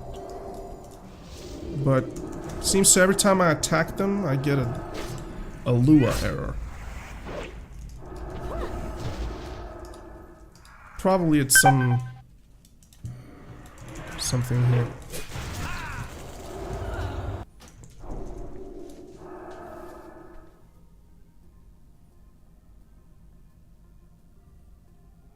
How are the paladin changes? Asks your ninja. Great. Can be better, but they're great, but can be better. Unfortunately, right now it's bugged to the brim. There's things that are just not working, things that are working too good, so it needs its own balancing period, if I could say so, before we could actually say how the changes feel, because when they deliver a spec that is bugged beyond anything, you know, you can't really have a proper observation of it.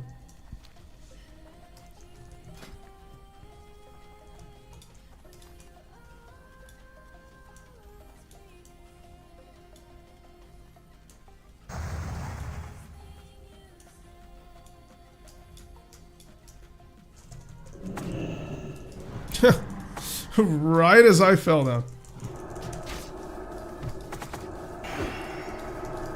Can't seem to attack. Wow. I got stunned 3 times almost? I think I did.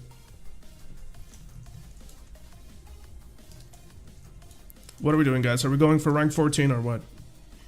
The next 6 weeks of my life to be completely miserable and for you to see the true side of me. The toxic heart-stuck teenager.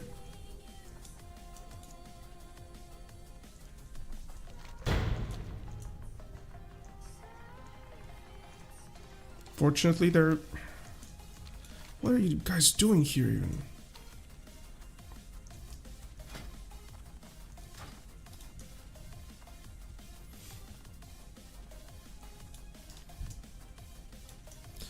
If you see a lone warlock, you're not finding them, because that means that there is a succubus. Seems like we're going... Yeah, seems like we're going mid.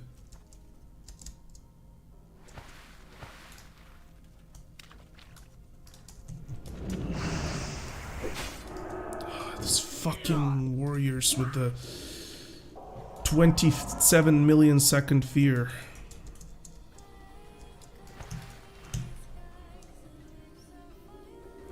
Which class do I think is most overpowered? I couldn't tell you. Probably in PvP, maybe Smite Priest.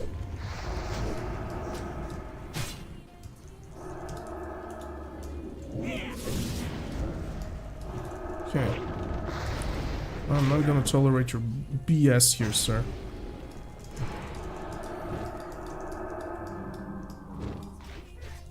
They really are just totally giving them their best for this thing.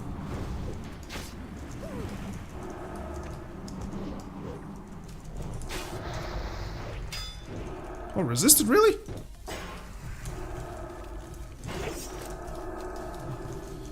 Yeah, gotta love this arm. It's my fault though. Meow.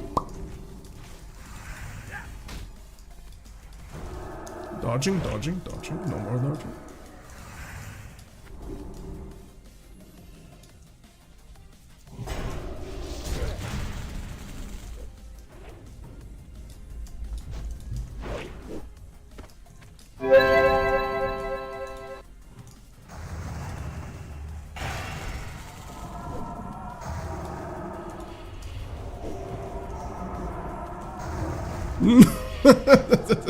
Keep wondering what happened to him. He didn't know. Right now I think Smite Priest is super strong. Smite Priest, if it starts critting, it's so crazy if it starts critting.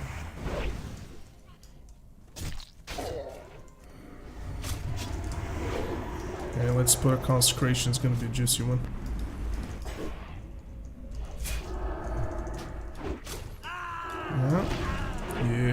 yep. I'm so out of mana right now. It's your time to die.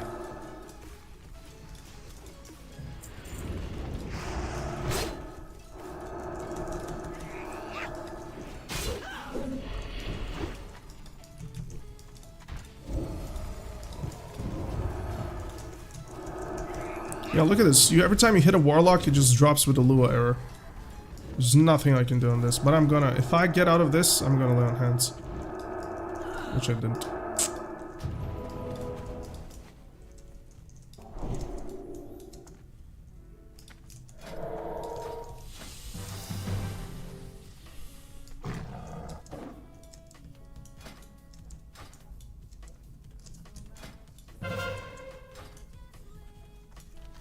They have flipped us, ladies and gents. The farm is no longer ours.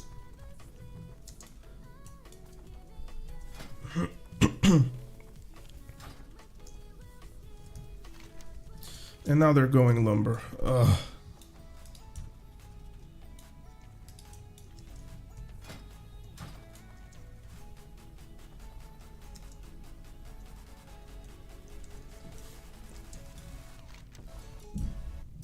One thing that personally, like that me, really gets me annoyed, still in Classic,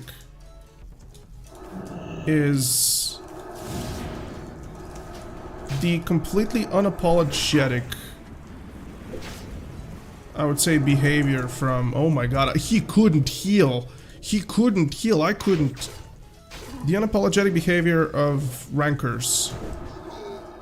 Especially that fully consume. I think fully consuming should not be a thing. I think personally that flasks in Battleground should not be a thing.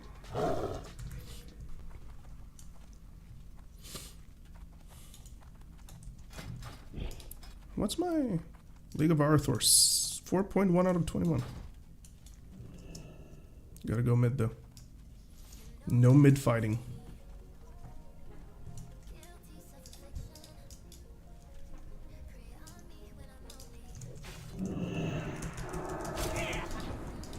Yeah, you're not touching this, man.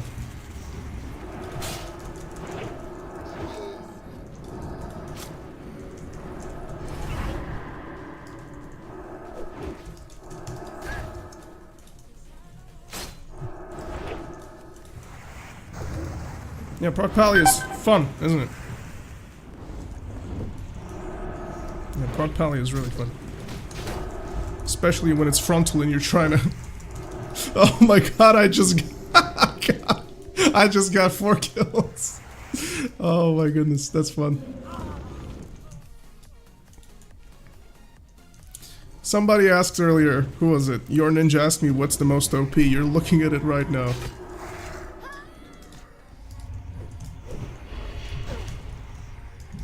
Bro, I can't target him. Look at this. Could this be an abuse or something from... just from DPS, mate?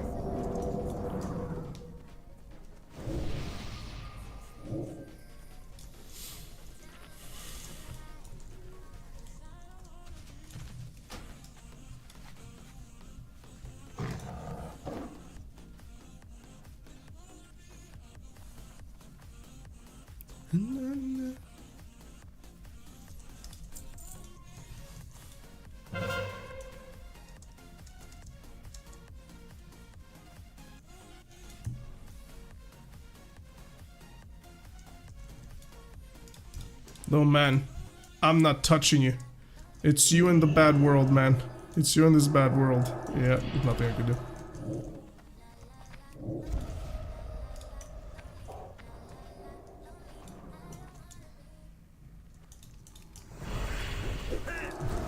It must be horrible to see a paladin with Thunder Fury. Right? That must be something else.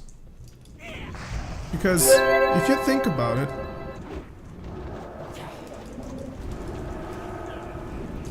a paladin that slows your attack speed by 20% and it's always there.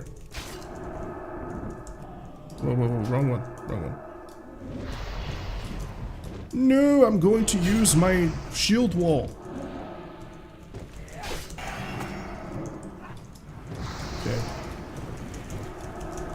that's the wrong one. That's a tentacle verdict.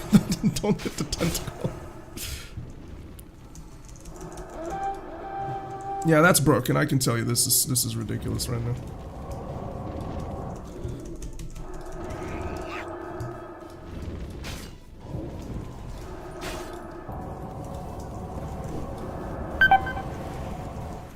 Can't seem to get this little error out. Granted, I am a full Bis Paladin, so maybe if you're attacking, you know, gearlets like the ones which I am attacking, because if you think rank 14 gear is anything, ho ho ho ho. Rank 14 gear is so unbelievably bad. It is so unbelievably bad.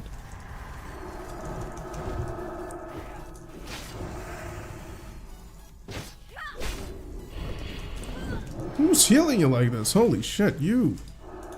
Come here, motherfucker. You can't heal. You just cannot heal. Not like this, man. Okay, time to kill this guy.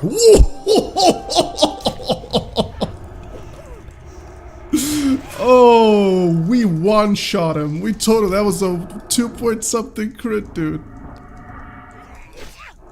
Oh, that's crazy. That is completely crazy. Oh my goodness. Kundawa. Ugh.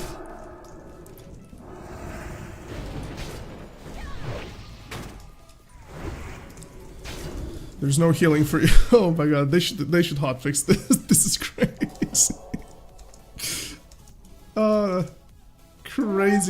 Crazy. I wish I had a recording of it. I still could use the YouTube stream, right? I still could use the YouTube stream, but yeah. I'm having so much fun while almost losing. No, not really losing. Look at this.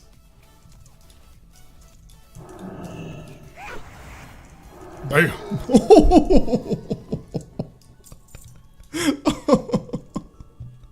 Oh, this is insane. I had no idea how crazy it is. I had no idea how crazy it is, man. You're lucky your pet is taking 20% of the damage, because if it weren't...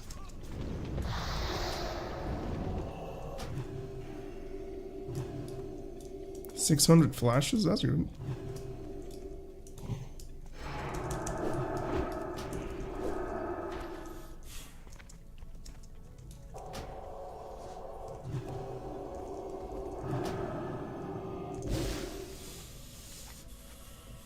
Did they give up or something?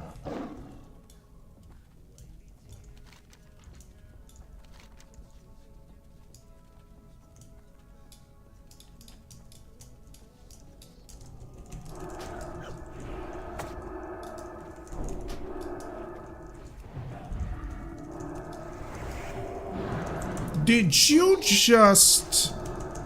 You deserve this death, you know that? You actually deserve this death. So hard right now. You deserve this because of this lip. Did you just freaking lipped, man?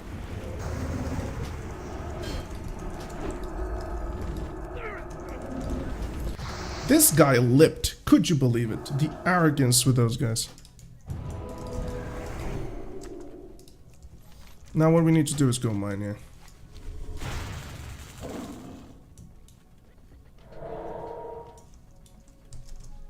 Look at this, 20 kills, 8 deaths. The highest.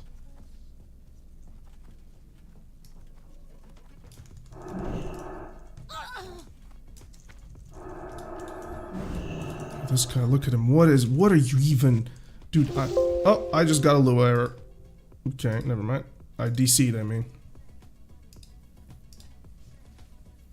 Okay, let's start it again.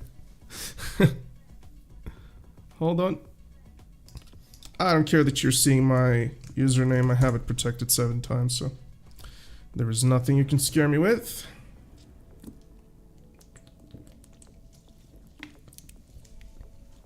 Let's see if I'm dead, probably. If I'm not dead, man. I got Deserter buff? But I DC'd, it wasn't my fault. Oh man. That's a fun detected moment. What can I do for ya? Keep your feet on the ground. I'm gonna sit here and cry and get my gold. See ya soon. Safe travels. Keep your feet on the ground. I'm gonna get my gold Safe travels. because I got kicked from the Great to battleground. meet you. See ya soon. How are you? Safe travels. Keep your feet on the ground. See ya soon. Welcome. Safe Yeah, that was silly. That was silly. It was fun though. I don't care whether or not I got there for the win. ground. For me, it meant absolutely nothing, simply because I just had fun. See ya soon. Hello. Safe travels. Great to meet you. See ya soon. Keep your feet on the ground. See ya soon. Safe travels. Keep your feet on the ground. So, we got, yeah, let's get the mechanical auctioneer. Right, let's start selling. Yeah, this is fine. People are doing Nax today, so this will sell.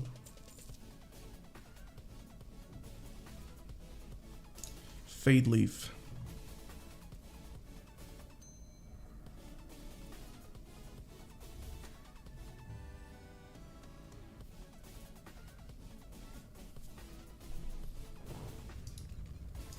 Isn't it funny, Domesticos, how the guilds with the best name are the most casual guilds, like this guild Malister. Like such a cool looking name. Malister is recruiting. We're a casual social guild focused on leveling, questing, and exploring Azeroth together. All players are welcome. Hydraulic. Oh, that's really good. People want fire resistance.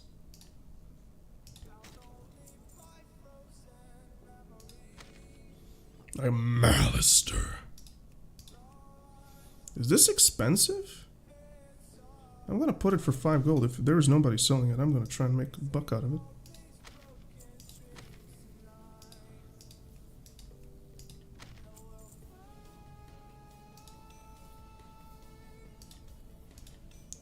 And meanwhile, the guild with the most casual name is one of the best guilds. Thunder Ale Brewing Company. You know, that's a casual guild's name. That's a casual guild right there.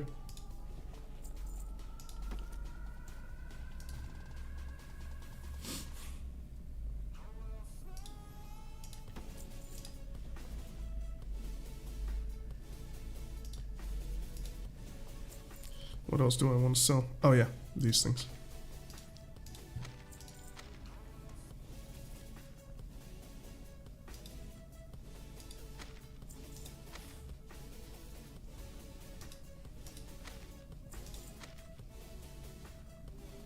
I'm not sure why and for what reason, but the scrolls of agility level 55 ones are always super expensive. They're 1 gold a pop, and I'm not sure what makes them 1 gold a pop.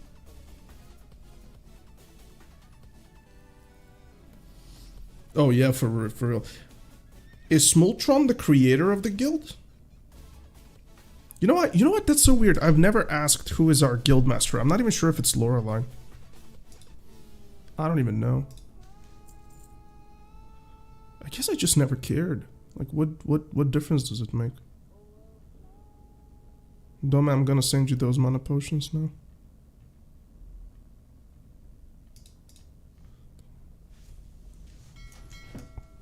Smoltron is the guild master. Is he the guild creator though?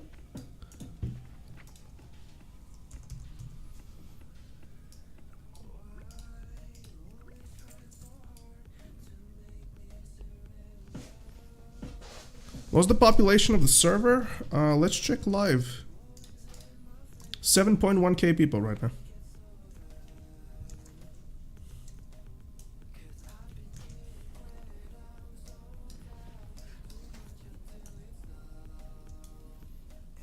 What can I do for ya? Yeah, indeed it is. Turtle WoW has more people playing it than Retail Classic does. If we're talking about per server, you know, per margin capital, whatever you'd like to call it. Oh, I like the song. Hits hard.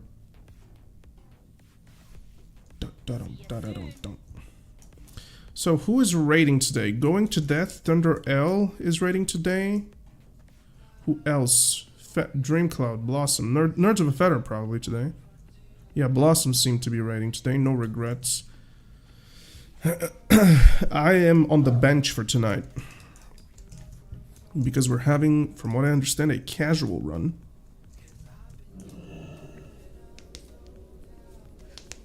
Why would I Hearthstone them for what? No reason.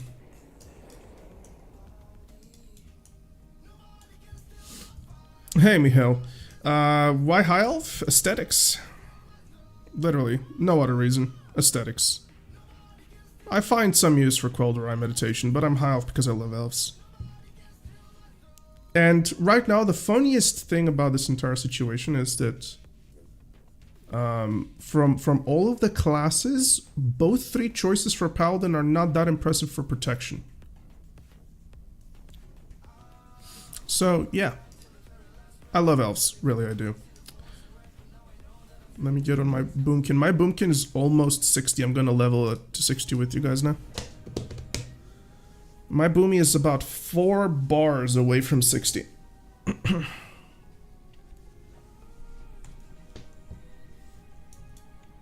1, 2, 3, 4, 5 bars away from 60. Alright. I'm doing the attunements. Oh, mechanical chicken. While I can. No, not this. I'm gonna sell this.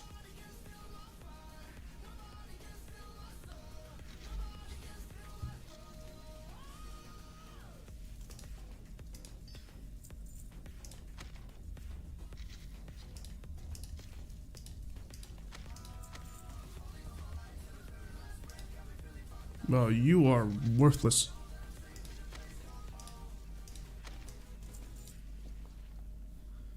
You know what? I wish this spot here in particular, Northernar and Harjo, had something to it.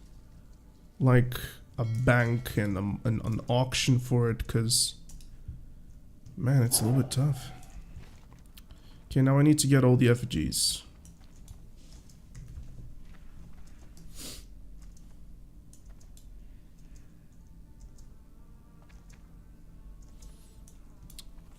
You never played Classic WoW and you would like to raid as well, do some PvP for fun. Any recommendations for Turtle WoW? In what regards? Because I can give you a recommendation for like what to play in PvE, what not to play in PvE. If it's not a warrior, don't touch it. What are these guys doing? Jesus. Can a motherfucker have some fucking... Look at them. This is some Chinese mafia right here. I need to check those guilds. Oh no, they're Russians. Alright, fair enough. Well, fellas, I hack you and I have a nice day. Alright, I see. We're gonna do this later, I guess. In terms of classes, well, the new class changes are very cool because they really do elevate the extremes in the sense of what is no longer good and what isn't. In fact, I am the creator of a very, very, very important sheet. And I'm gonna show the sheet right now to you. And if you guys want to see the sheet as well, here it is in the chat. You guys can look into this sheet and use it and save it and make sure you watch it on the regular. So, this sheet here in particular, guys, is the top DPS on Patchwork sheet. I have created it entirely, thoroughly, through and through.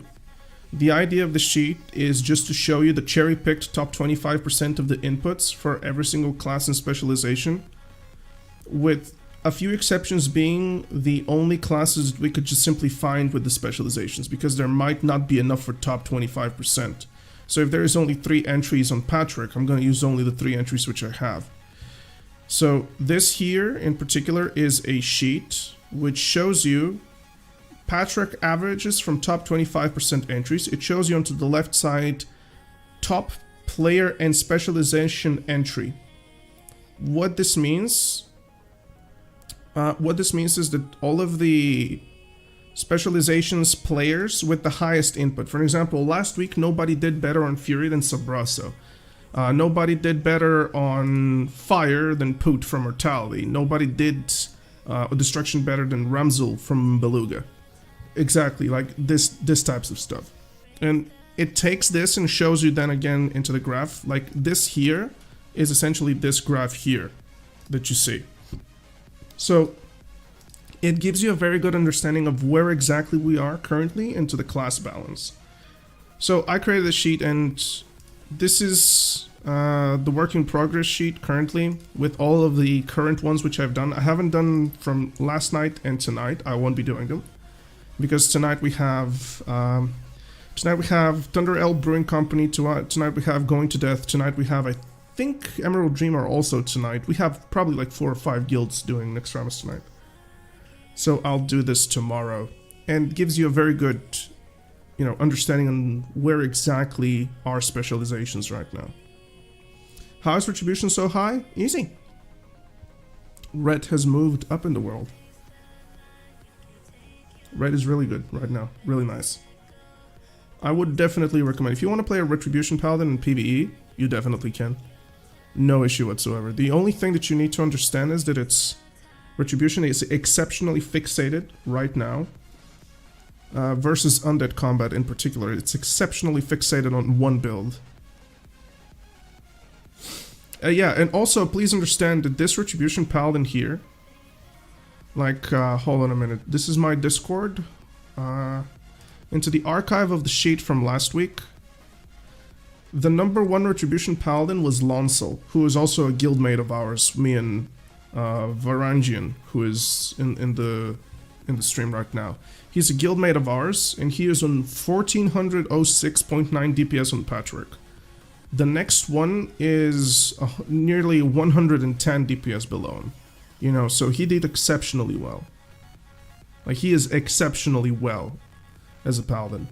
Last week, I was doing better with protection than some of the other Retribution Paladins out there. Since I won't be raiding this week, I won't be able to push for 1.1k DPS as a proc pally. But yeah, this is the Discord. In fact, let me just wait, no, not this. Invite people. It's not loading up. What?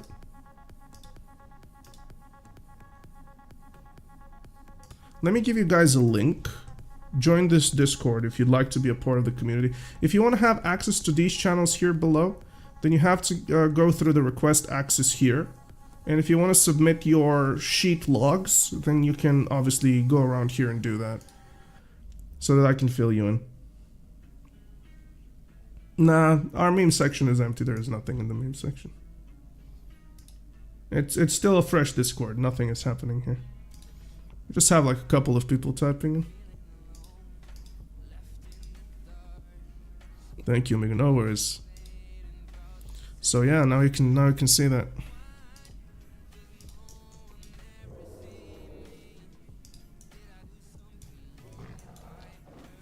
Ah, the taps.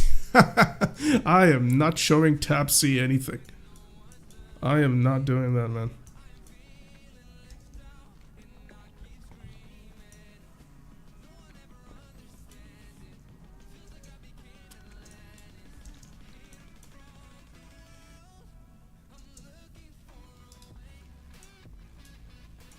Oh yeah, and if you guys are new to the channel, obviously, hit the subscribe button.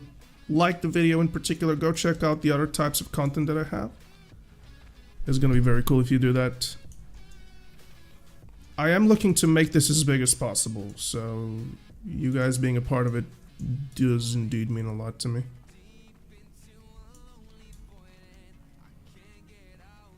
Where's the last effigy, though?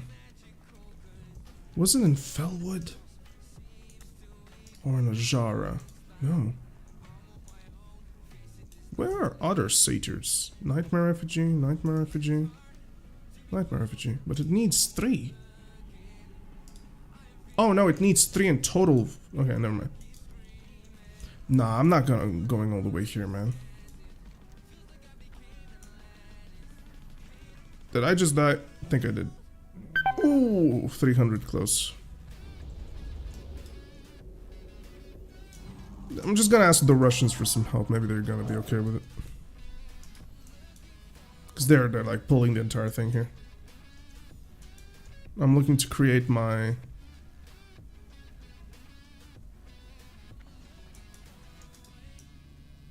God damn it. I think this is a waste of time for now. Hold on, let me see if I can... You know what I'll do? I'm just gonna go... Winter Spring. Or maybe... Yes, I'm gonna go Winter Spring. I have quest to return, obviously. Look at this. Yeah. We're going Winter Spring. This is not for Sunday action. Join Karazhan with the Druid 59. Can't even enter it. Need to be 60.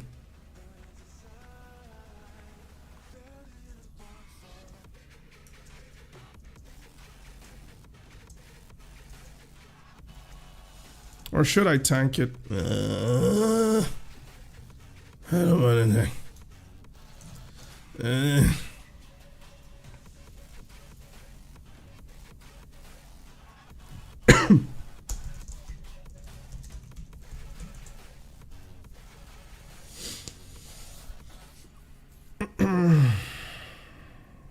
Yeah, I guess we could do a Karazhan, sure.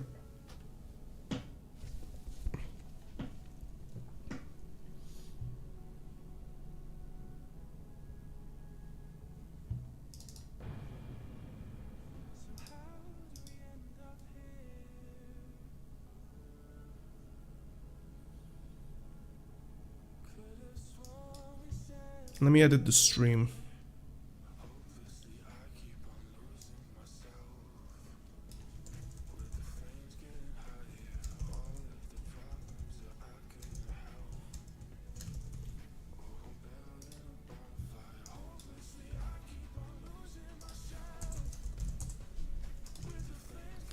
Yes, we're going Kara.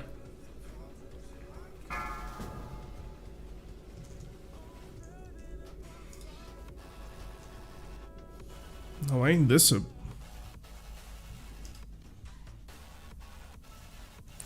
We're going for some tanking, guys. Gonna show you what the Paladin is all about.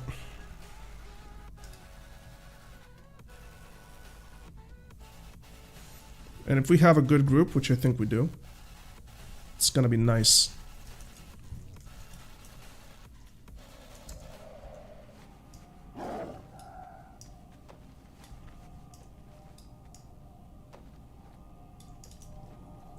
Oh, we need a shaman though. Custom content, yeah.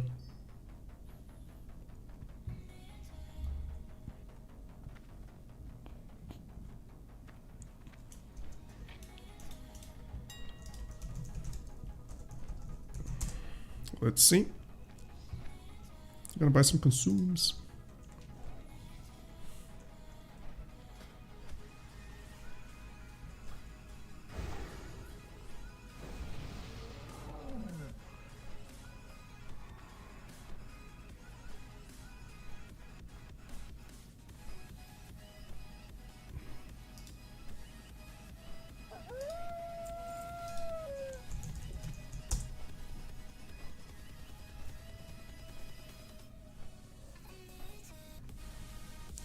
Let's buy some consumes and we're gonna go back.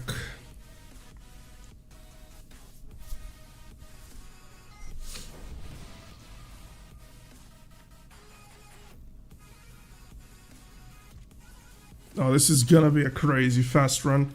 We have literally beasts here, man. This is gonna be a fast one. I'm just gonna get spell power stuff. I don't care about else. Have everything else.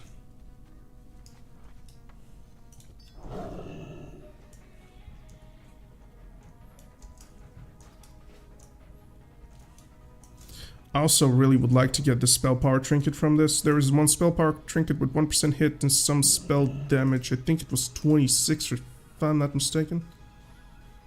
Lower Karazhan. It was from the... Yeah, from this guy. 26. Yeah, this is really nice.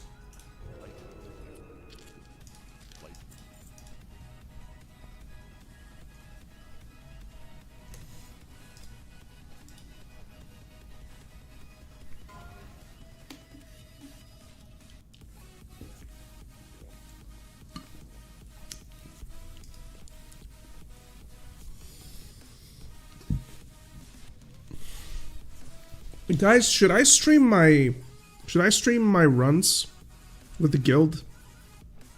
Like Karazhan runs, our AK-40 runs, our Nextramus runs. Would you guys be interested in that?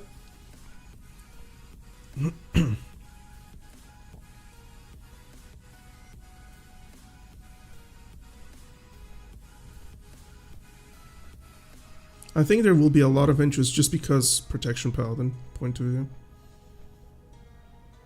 Especially the Nextramus one.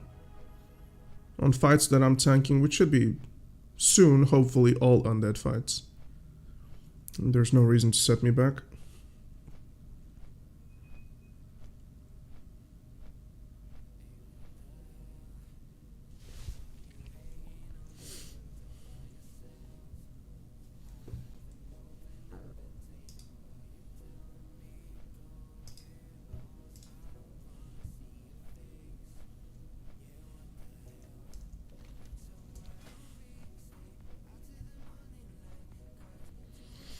I'm running with my AK-40 set instead. It's a lot better in Karazhan 10. Despite the fact that there is also undead mobs, Exorcism is too much mana to keep up with the group. So I do prefer Holy Striking. Welcome. Somebody joined the guild.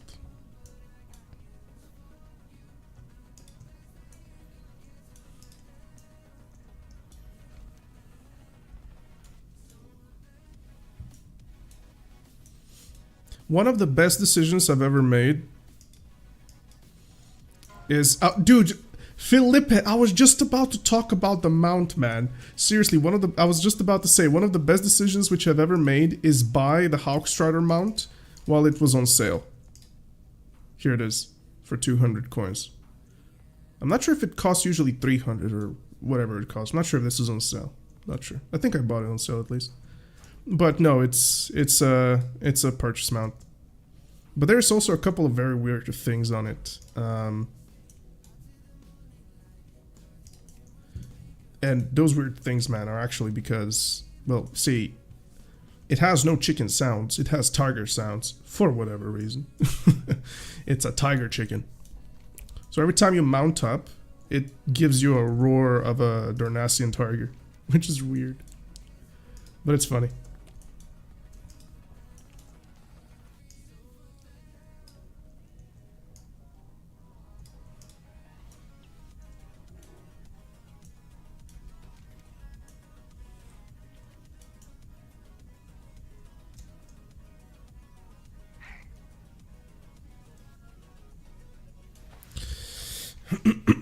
I'm just pro as that.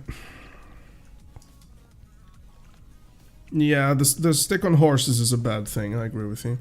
I also recently complained to them because I'm a part of the content creation thing which these guys have here. Not sure if you can call it a program, but it's definitely an incentive to create content. Basically, they give me coins for every video that I put out. And one of the things which really pisses me off is that not only are they just birds, but they don't have armored versions of them. You know? I want to get the Kalthas Sunstrider mount from there, you know? I want to get that.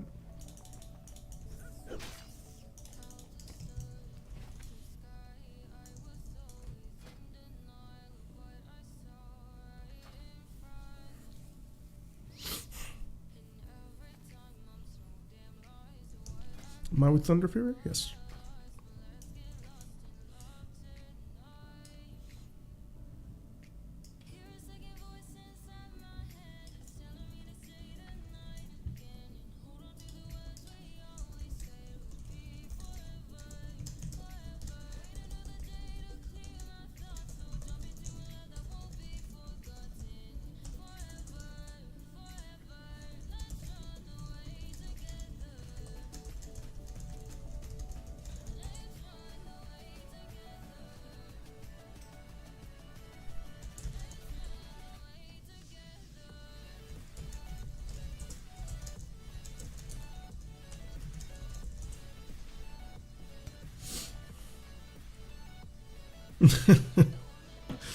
Guild is being guild again.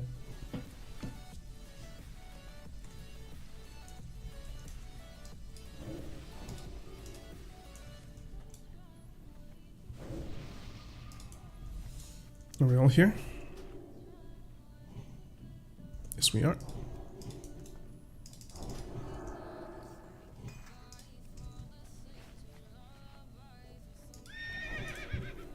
Whenever, when you put out the mailbox, it does a horse sound.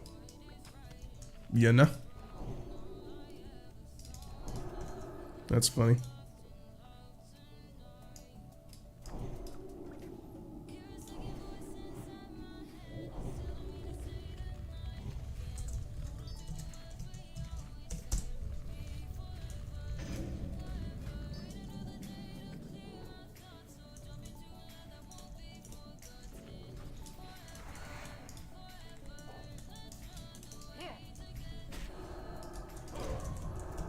Let's go.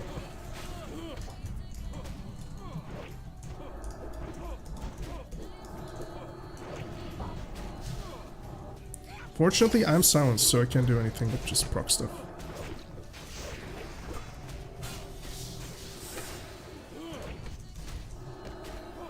Yes, I did pop a Dragon Breath chili for Karazhan 10, yes.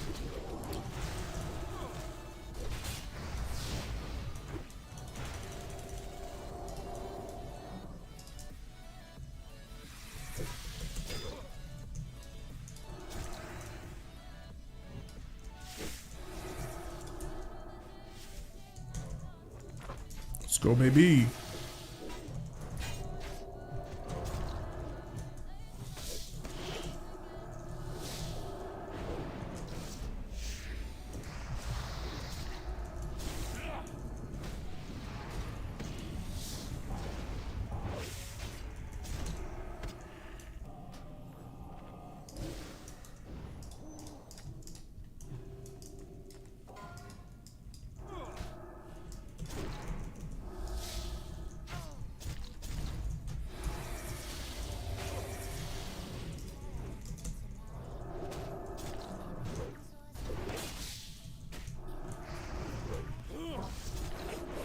I'm running with Reckoning as well, so that's going to be very cool.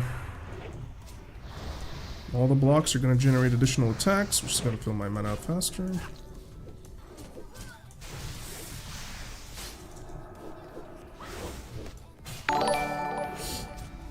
What just happened? Thank you for the sub, dude. Appreciate it.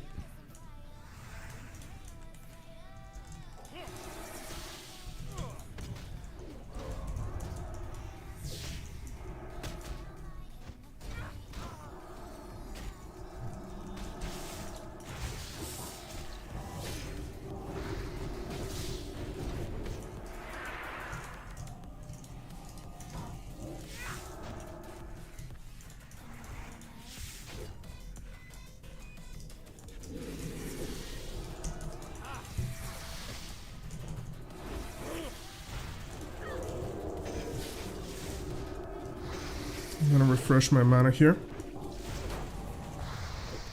from the mob. Good.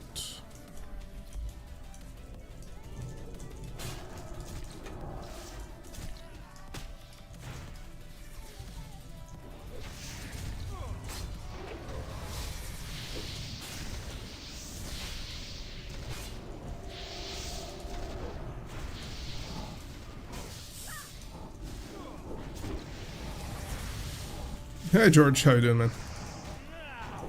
Doing good, dude. We're doing a Karazhan right now with the guild. Not sure if it's just a guild.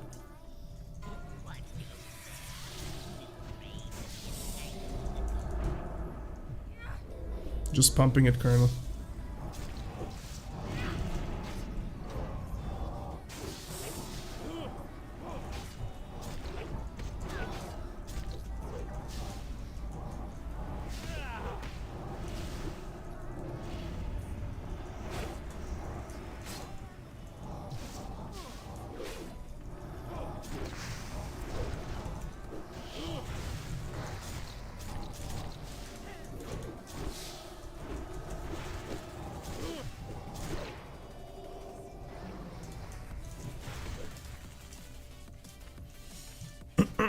Speedrun, speedrun, speedrun, speedrun. So we do.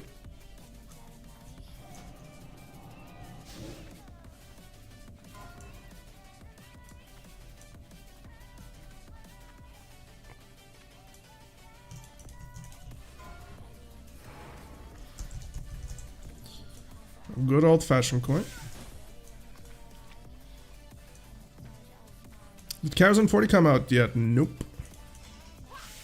Sadly, not yet. We're looking for Karazhan 40 probably January at this point.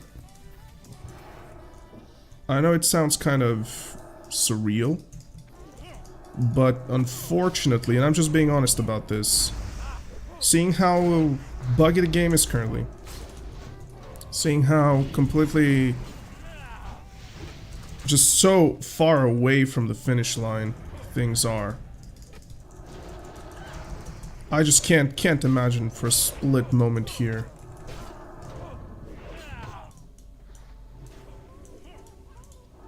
A Karazhan 10, sorry, Karazhan 40 this year. I just can't imagine it so far. Doesn't seem like a thing that's feasible.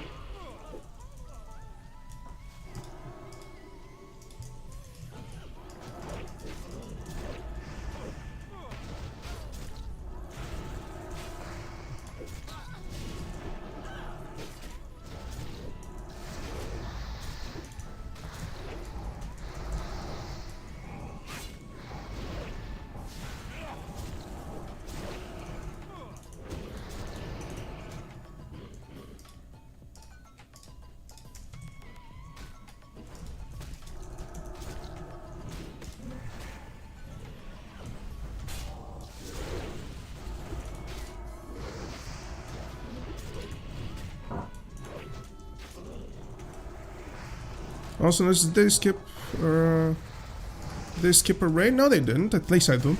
If you could consider the Scarlet Monastery raid, which was scrapped, then I guess so. Yeah, but I wouldn't consider that as a skipped raid.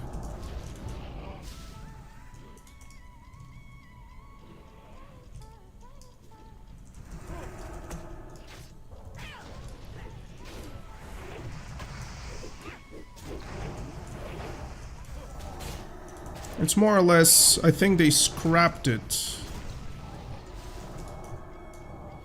Oh, dude, I don't have Righteous Fury. I've been tanking without Righteous Fury all this time. Oh no, I think there was something about that. I think I recall this like you do. I think, yeah.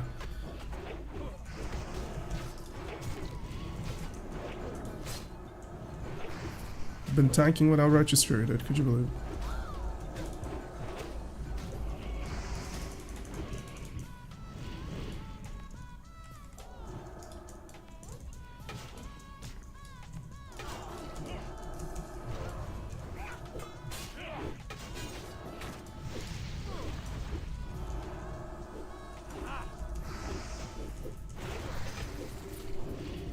Can't tag this guy. Can't tag this guy.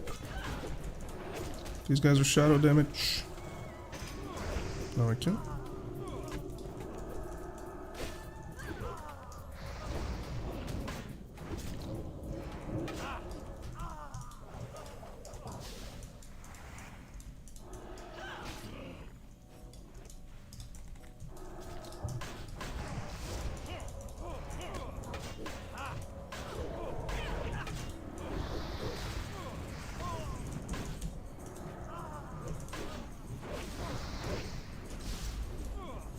I love so much, so much, guys, the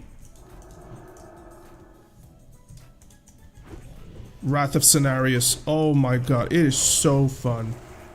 Wrath of Cenarius is so damn fun.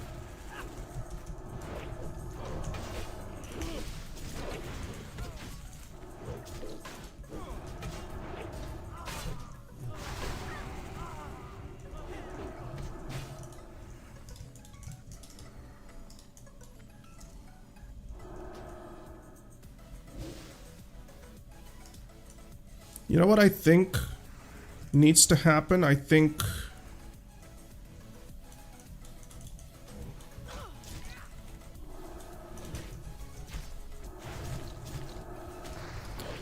I truly do believe that the Quell the Rime meditation should be usable on allies to make up for how bad it is for everything but a healer.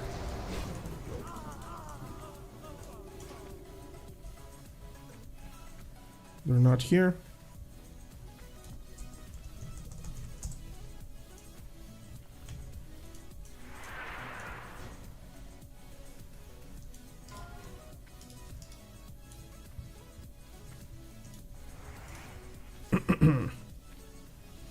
What is the requirement for strat farming prod? Do you have any guides online? I will make a guide on this, probably coming within a week.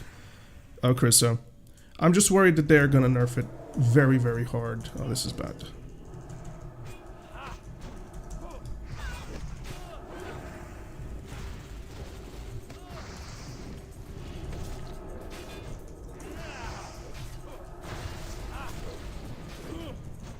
I think that Paladin nerfs are incoming and they're gonna be very severe. Rightfully so. Rightfully so. Severe. We have earned our nerfs. So... yeah. They didn't help Warriors a whole lot? What do you mean? Warrior is the king currently. Warrior right now is so over the top damage that it's worthy of a nerf on its own.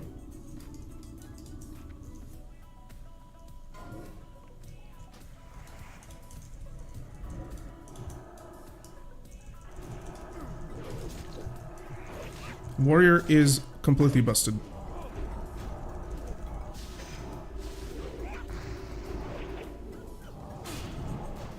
Oh, Deep Rot Warrior, yes, I agree with you 100%. Deep Rot Warrior needs a fundamental buff for threat, a fundamental buff for damage, because its damage is so little, it's not even fun how little Fury Warrior's damage is. Apologies, forget that. Protection Warrior's damage is.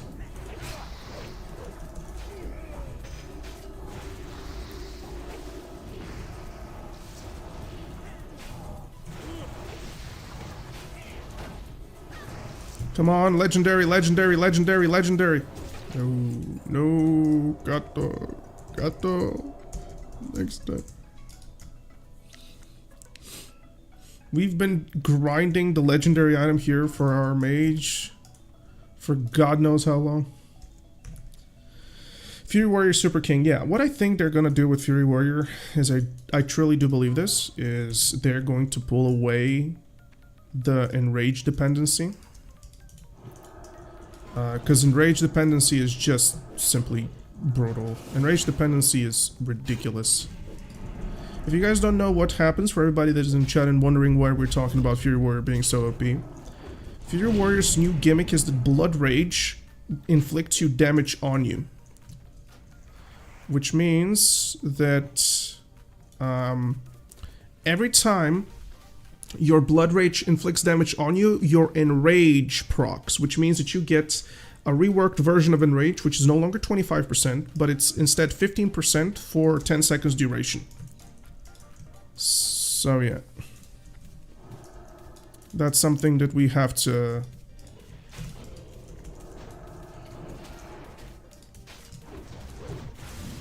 That's something that we have to live with currently. Fury Warriors are crazy. And unfortunately, for Fury Prot Warriors are not capable of going for this to the extent in which it's that much viable. It's just not a thing that they do. I don't think they do. But anyways, whatever.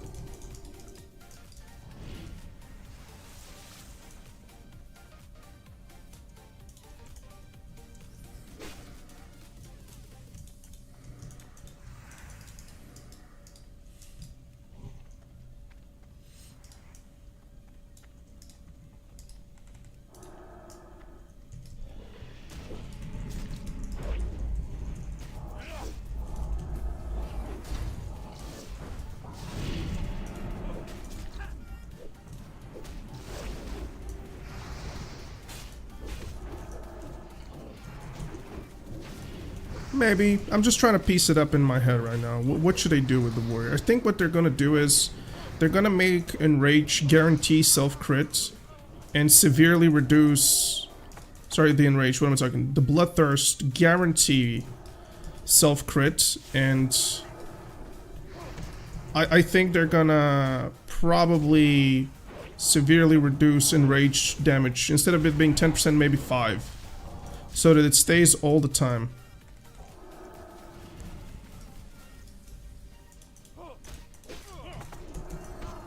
I think that's the smart thing to do.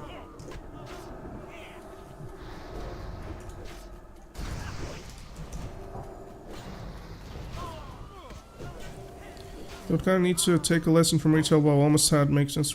Yes, Turtle WoW are unfortunately, and I really mean this in the highest regards for the Turtle WoW team. The Turtle WoW team is very unfortunately allergic to retail decision making, disregarding how good or bad it actually is. And it's in my opinion scandalous. It's in my opinion completely scandalous, because you shouldn't be feeling almost as if offended that you're following retail-ish talents and retail-ish abilities having retail-ish adjustments. You know. But Turtle WoW are really, they have like a, it's like a grudge. Best way to describe it, a grudge. There's no other way to put it.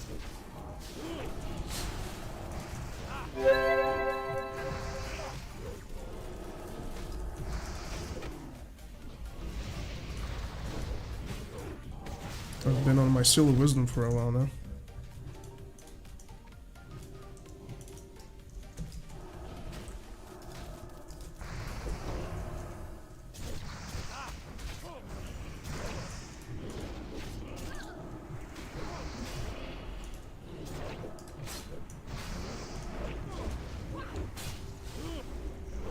They have so much work to do, in my opinion at least. So much work to do. Before that really becomes a full fleshed out build. Because right now, Protection Paladin, currently I'm speaking, you know, obviously as you see, I'm a Protection Paladin. Speaking from that perspective, I definitely can tell you for sure that Protection Paladin suffers from early Blizzard era decision making, and that is the attempt, or rather intent, of Blizzard to be capable of fixing an issue through providing, creating an issue that fixes the specialization by the specialization itself providing a solution. What I'm trying to say is that if you remember Protection Paladin's early builds in the game being 100% incentivized over being self-crit, a game which, so this provides a solution to an issue, however, which was managed in a different way. So we have something similar right now, kind of. Kato killed himself with the arcade thing.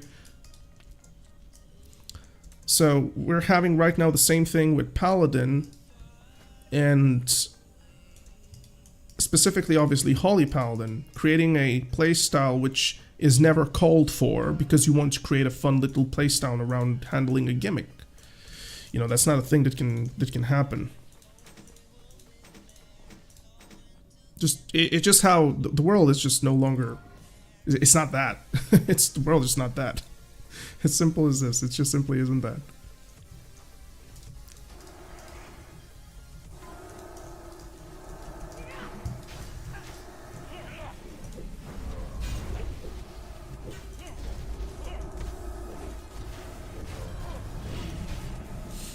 We'll be using tier 3 from now on.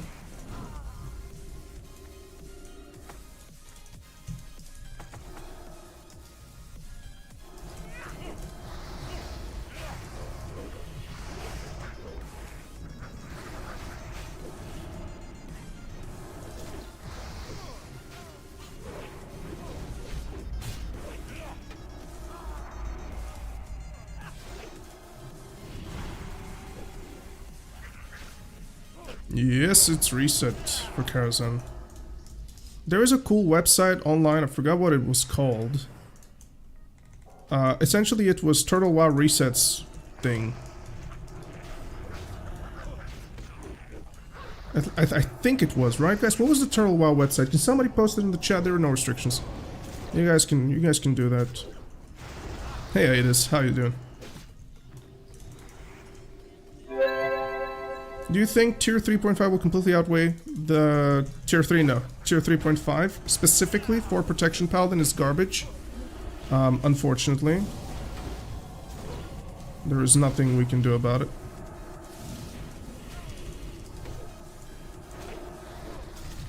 We stunned the same targets.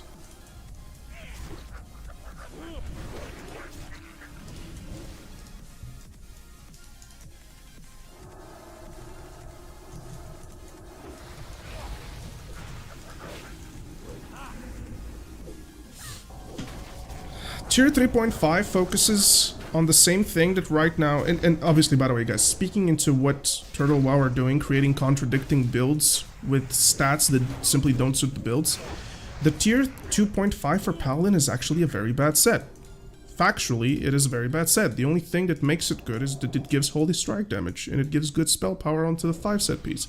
The items themselves are actually very, very bad. Like, really, really bad. The items themselves, look at, for example, the shoulders. 16 stamina on a tank item compared to the tier 3, which is 29. You know, that's not even funny. It's not even funny.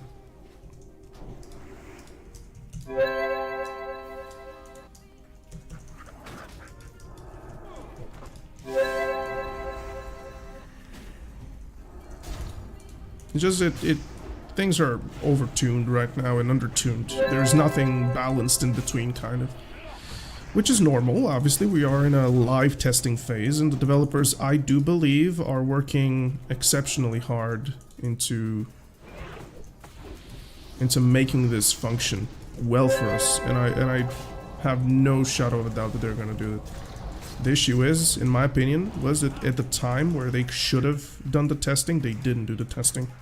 So now we're in a paid beta test, quote unquote, although we don't pay for it, obviously. Because we're a cozy little private server.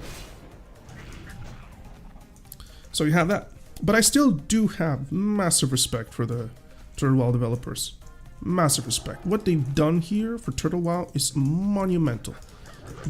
It's a precedent. It is a precedent in its entirety. And I wouldn't rather be happy if I just sit here and for no reason trash talk a decision of theirs if I didn't love the server so much.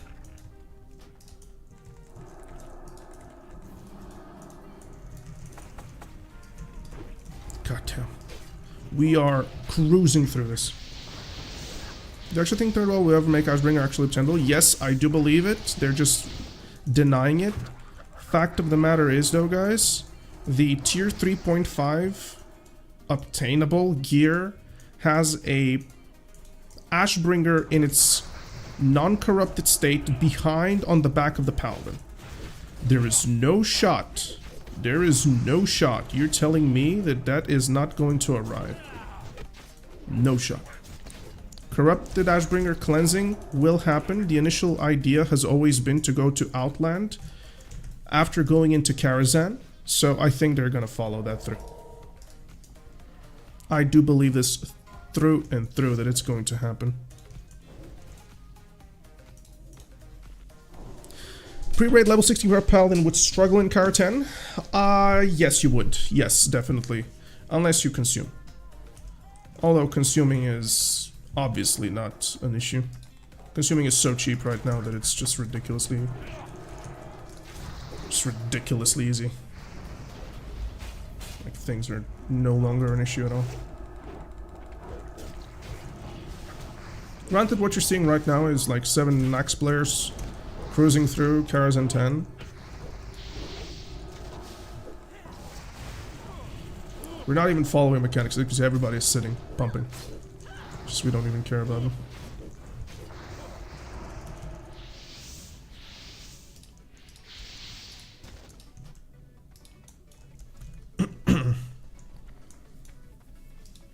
And we're almost done with it.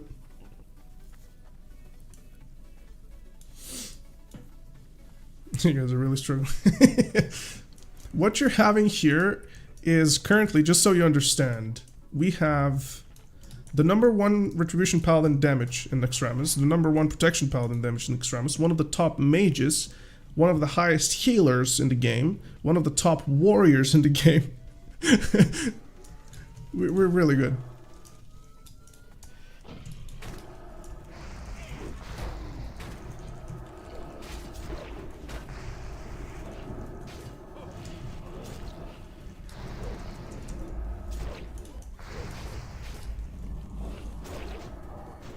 I wish they could fix Dungeon Finder after patch, not even how many people queue.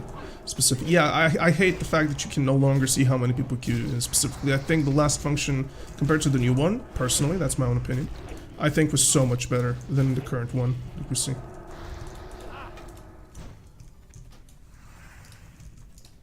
We have had only 1 essence so far.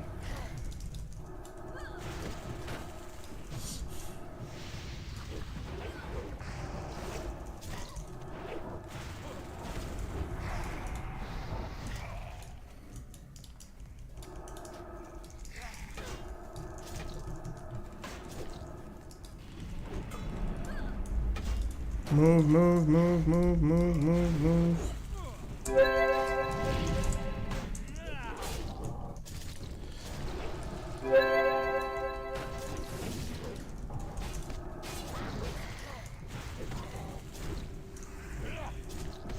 Yes, the Quell de l'Arc to borrow is exalted, yes.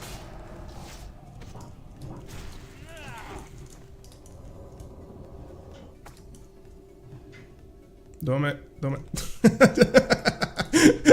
fucking knew it. I fucking knew it. I knew I should stay. I had a feeling, man. My gut feeling.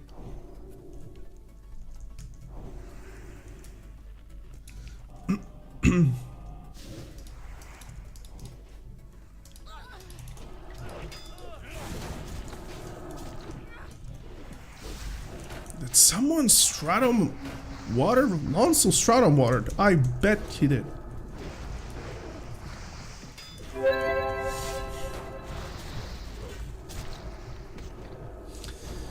The Quel'Tha Lost part, personally, if you guys have been gone for a while, there is a brand new quest zone for Quel'Tha Lost, which is now called Alathalos. And that one in particular gives you about, I think, 60k rep, which is going to boost you very well. If you're a fresh player getting into the revered rewards, if you are an old player looking to get the Exalted to Bard, the new zone, you should do every single quest over there.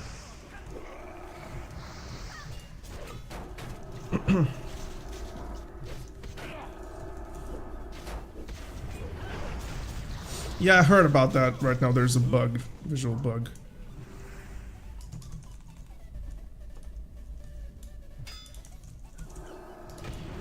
Heard about that one.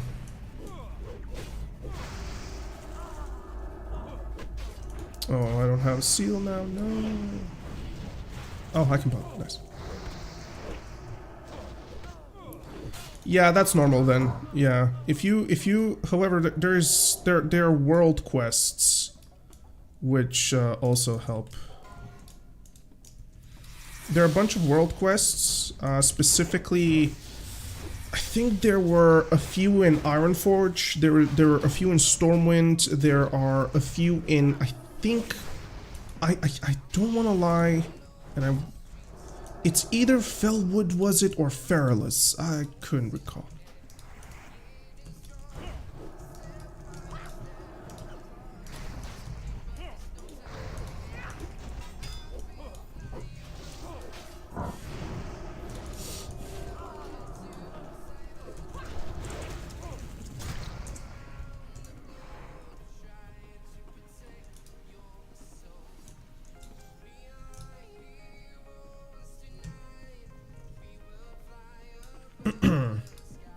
It's not a bug, it's a real talk.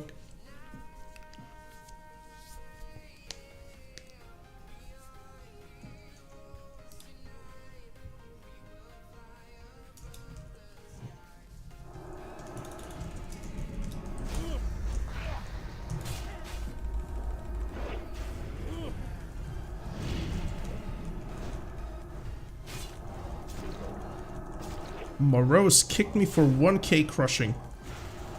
Crushing. Literally.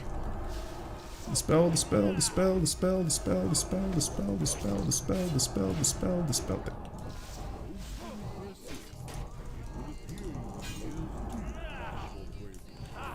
It's so good to have a paladin here.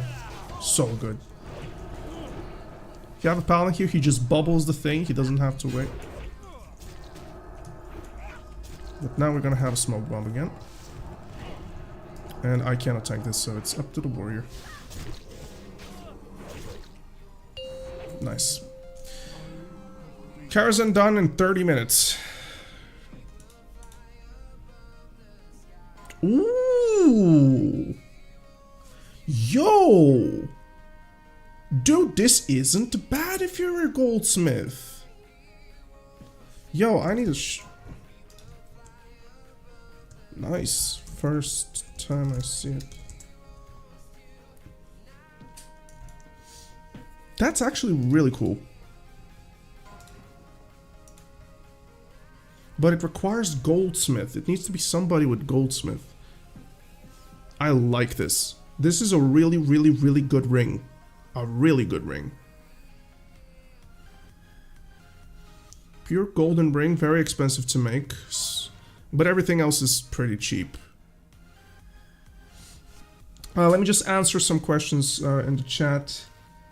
Yeah, when you remove your clothes... Okay, we saw this. I'm sure I don't know the quest there, but you checked only honored. Yeah, just make sure you go do the rest of the quests. All over the world. If you wonder... Hold on a minute. Let me just help you out real quick. Going into the database... You type in here Silver Moon Remnant, right? So this is the database, Silver Moon Remnant. You gotta click over here onto the faction, and it's gonna show you all the quests. Remember, if they're deprecated quests, you can't account for these, but you're gonna see all of the quests, right? So in fact, let me just send you this link here so you can have it, right?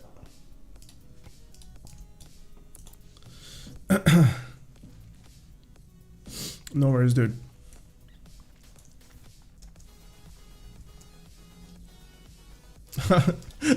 Our horde players got inside the Stormwind portal. Okay. With the Alathalas Iron Force Stormwind, 1000 Needles, Feralus, and all the level 25-ish quest lines in Alathalas only got up to 775 out of 12,000 honored as a non-high elf. It's a good start, but still 220 stacks of Runecoil before you even revert. Yes. Personally, for me, I think the Tabard cost me... Bear in mind, I'm from the old school players, which means that for me it was more expensive. And it really boils down to... We didn't have those quests in the past. We have just a couple of daily quests, which were still good. But the daily quests were... You had one for 150, one for 100, one for 50, and one for 200, I think it was, in Redridge. So, yeah, that wasn't cool at all. It really wasn't cool at all. So for me personally, it was a lot more expensive. Ooh, we sold the Abyssals. Nice. Nice, nice, nice. And there was nothing else. There was nothing else. So bear in mind, as I said, at the time, the hub was over here in Farstrider Lodge, which is now removed. And I think some of the quest givers here in Farstrider still reward that because they're still the same NPCs. So you should check that just in case. I don't want to fool you around, but yeah. I recently finished the Tabard. In fact, I got the Tabard probably about 4 days ago, maybe. Maybe 4 days ago. Yeah, you checked? Alright. Good to know for myself as well then. There is a repeatable rep grind in the hinterlands, yeah. I've heard that there's something for the Silver Tusk tribe better. Was it Silver Tusk or Sliver Tusk? Was called? Reputation factions? Dark Spear Trolls, no? Raven Tusk. Raven Tusk. Raven Tusk. Basically, it's exactly the same thing with the difference that there is Armored Brown Bears. Which every single Alliance member is very heavily envious of. Because you are never going to see an Alliance member use the stupid horses from the Silver Moon Remnant. You will never see this, man. It's never gonna happen. The horse is so damn ugly. It is so damn ugly, that horse. It's basically a human horse it's a unicorn, but it's a budget unicorn. And by budget unicorn, I mean that it's simply a human horse with like a rhinoceros tooth on top of it. Sorry, rhinoceros horn on top of it. It's ridiculously ugly. Charger is best. Nah, man, I prefer the bird. I'm a very blood elf thematic, or rather high elf thematic player. I like it. Just so you know, I love tier 3 because of Lady Liadrin. I bet. Lady Liadrin. So, Lady Liadrin from TBC and everything, the Blood Elf Matriarch, etc, etc. I love the Silver Moon Tabard, obviously Elvish. The bird, obviously Elvish. The guild, obviously Dwarvish. Nothing I can do about that. The title, Shamanic. Lady Liadrin is best indeed. RJ knows what's the best mount in the game. Grats and Stelline is the hardest trinket to get. Absolutely not.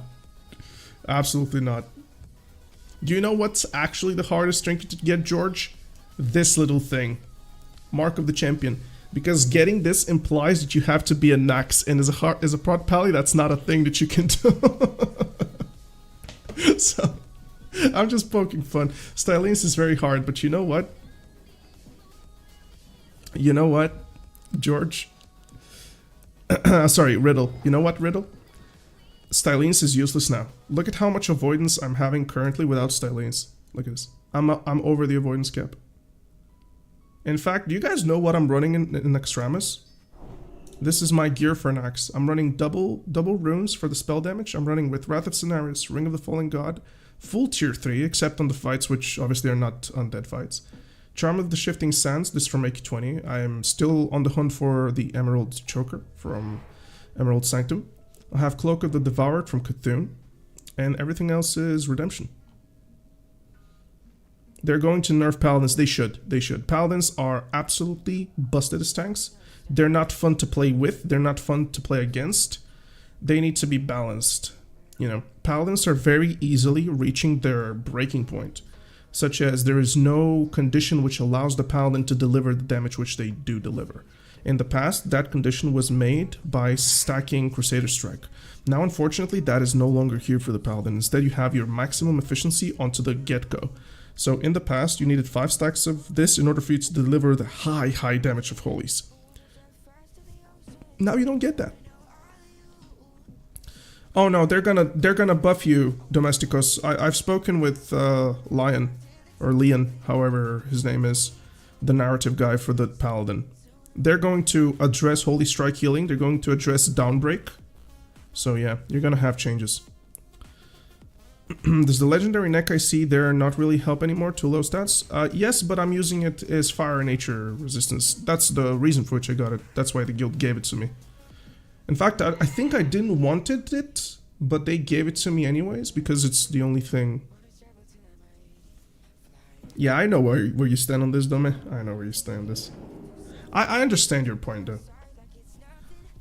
But think about it, Dome. Wouldn't it be fun if Holy Strike, instead of healing your party members, healed the closest injured targets around you. So that in raids, for example, you can just go ahead and melee on trash packs. I don't know, maybe. I don't know. Why not? But yeah, Leon, hold on, let me just show the proof for it. Let me just show the proof for it.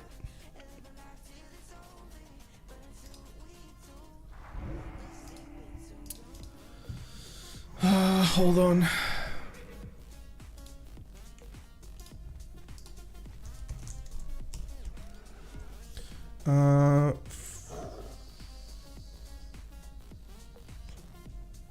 Search for user.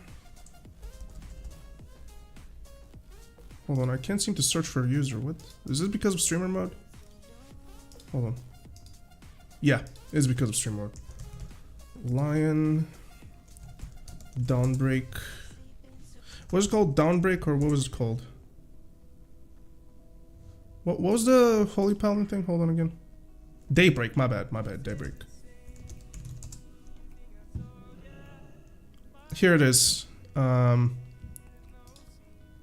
sec.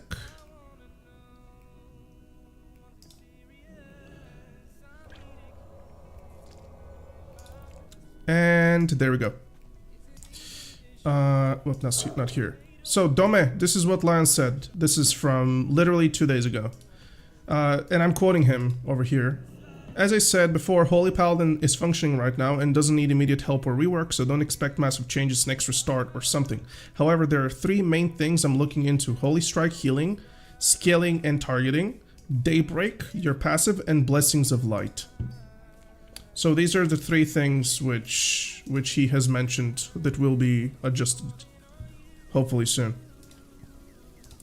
So you get that.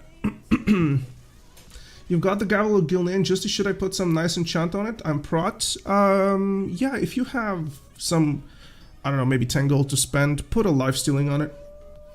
Don't go over the top with it. Making Holy Strike a smart heal like Baby Chain heal and making it ranged would make Holy Pally be better than Meme right now. Yeah, but you know what's gonna happen?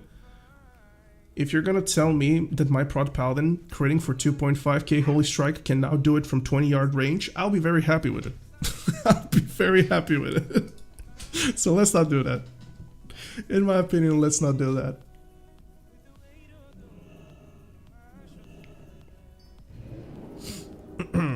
Nah, I hate Avenging Shield. Personally, I hate Avenging Shield. That's my opinion. I never enjoyed the ability. I hate Avenging Shield because it, while casting Avenging Shield, and 0.5 seconds after, you lose the potential of blocks. That's a bug which has been in the game forever and ever, so Avenging Shield, in fact, can kill you.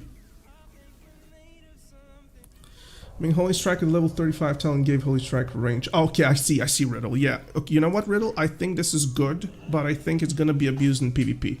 It's essentially bringing back the Shockodin, but instead from Holy Strike, Holy Shock is gonna be from Holy Strike. But I still see what you mean. Yeah, yeah, I see what you mean.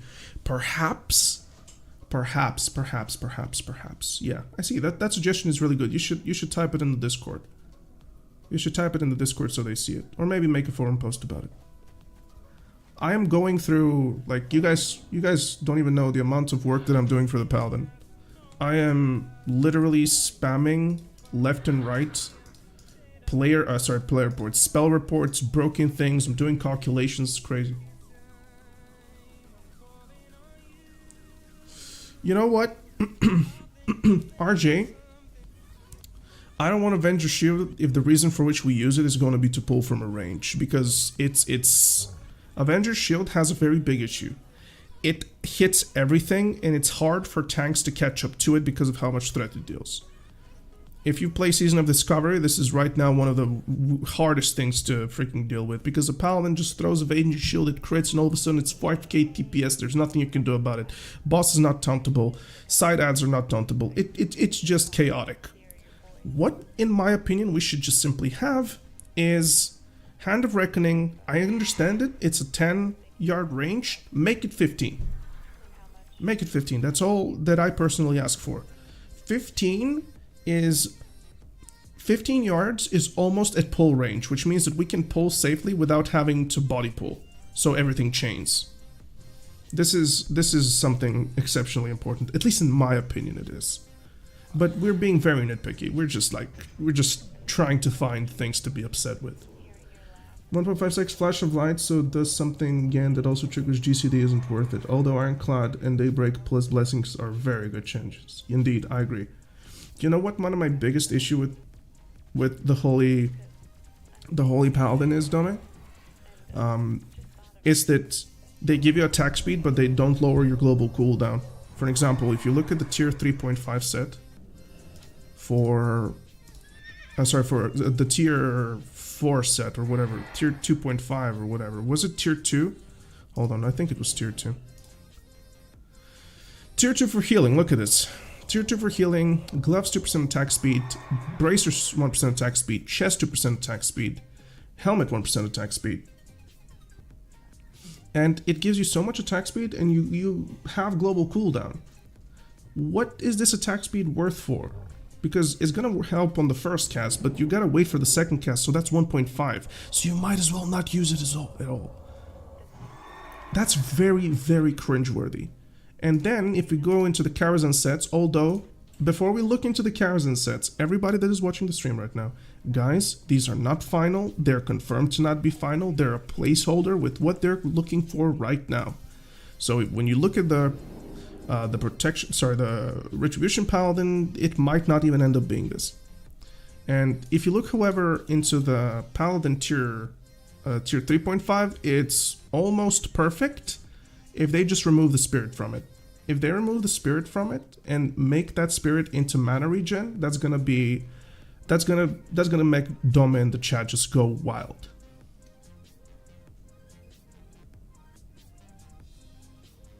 Yeah, the spirit one is cringe. I agree with this.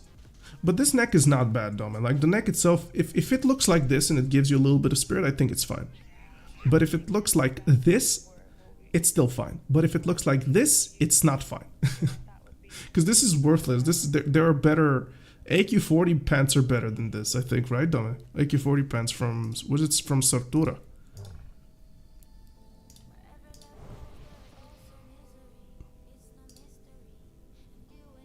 They are better, yeah. They are better. They are better, yeah. They will be changed probably, yes, they will be. I wouldn't look into them so seriously at all. Because if I look, for example, let me just give you a little bit of feedback on the Paladin one. Okay, so first and foremost, just so you guys understand the difference. The reason for which tier 3 is so good is because of the exorcism damage and because of the spell power capstone on the 8-piece. So we're having a capstone which gives you 91 spell power, and we're having a previous, the 6th set, which gives us 400 damage and reduces the cooldown of exorcism on 5. Personally, I think the 400 damage need to go away, and to cap exorcism spell hit. I think, personally, that's going to balance tier 3 out. I do believe that's going to balance tier 3 out. But then we look into, for example, the helmet. Okay, let's look into the bunch of things. So my tier 3 helmet is 45 stamina, 11 defense, block value, which is very important nowadays, only 20 spell damage, and that's it. And then we have this here, 35 spell damage, great, 31 strength, great, defense, great, critical strike, I mean, kind of whatever, but everybody is looking into this and saying, oh my god, this is so overtuned, this is so overtuned. No, it's not, because the set pieces don't make up for it. When I equipped the entirety of the set, on the even on the 6-piece, okay, let's not do the 6-piece, let's do the 5-piece. I am not doing good. It's not good, it's not better. It really isn't better. Like, look at the boots. 2% cast speed. 19's... what? They're so bad. Pants are really good, though. Pants are really interesting. Pants are really, really good. Like, not gonna lie, pants are really good. Chest, really bad. We just don't need that much crit. We don't need any strength on the Paladin, you know? So, I do believe that these are gonna be changed. The shoulders, however, are really neat. Shoulders are... shoulders are really nice. But holy moly, they need to work on the set's looks. Because this is just low poly. They need to figure out what to do with it. Surge says, I just started playing on Turtle WoW yesterday and I rolled a red pally. Is there any PvP happening right now? PvE server. Yes, there is plenty of PvP. In fact, we played earlier some BGs. In my opinion, BGs, you know, it's like a 1 minute wait time to pop a queue, if not even that. Earlier I said something very important. If you guys look into over here right now, you see this emissaries? They change daily. They change daily, which means that today it's Stormpike, tomorrow could be Bloodring, and right, so every single day there is a new weekend, so that keeps it fresh for the players. So you're always excited. You're not going to sit here and the entirety of the week pop one battleground because it's the better one. And not just that, the reputation and honor rewards are adjusted so they're worth the time. Because statistically speaking, if you're losing in Arathi Basin, then you might as well go Warsong Gulch instead. This is not the case here. They've done some very good job in balancing those.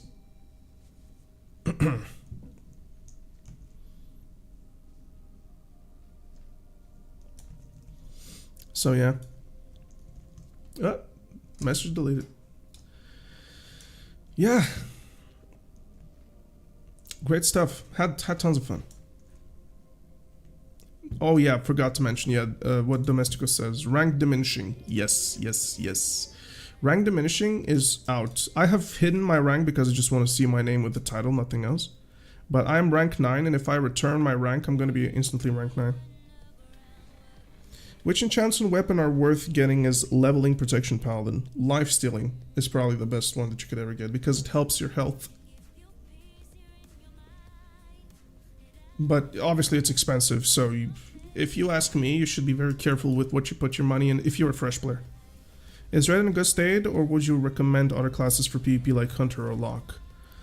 For PvP, if you're talking PvP, right now I wouldn't focus too much on it because things will be adjusted a lot. Like, about 2 hours ago, we went in Warsong Gulch and I was Arathi Basin, and I was almost one-shotting people. Almost, with Protection Paladin. So I wouldn't really look into PvP right now because a lot of it will be adjusted. Other things, obviously you can never go wrong with a Hunter, you can never go wrong with a Lock, you can never go wrong with anything, but specifically on Turtle WoW, especially now, the majority of the PvP classes are viable. It's not a question of, okay, can I play a Red? Red is really, really, really good. It's not a question of, oh, can I play a Boomkin? Boomkin is really, really good. Everything is made so that it can carry its own weight. Put life stealing on your Crimson Spellblade? Not a bad idea. Yeah. You was thinking something cheaper like Crusader. Crusader is not cheaper than life stealing. At least it shouldn't be. Life stealing is 4 billion shards and 2 Essence of Undeath. Or was it 6 and 4? Let me just check you in on that, because that would be crazy if Crusader is cheaper.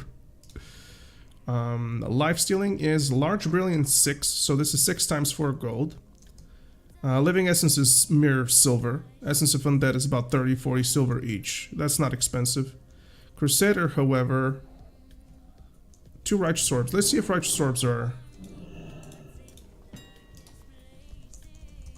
Righteous orb. And gold pop. Holy moly, you might actually be correct. Okay, crazy times that we live in. Crusader is cheaper than life stealing. Crazy times we're living in. To be fair, Crusader heals you at the same time, right? Still heals you for 100, but it doesn't do anything for you. Like, the strength as a Prot Pally is damn near useless, but if you're a red, you're gonna love it, so.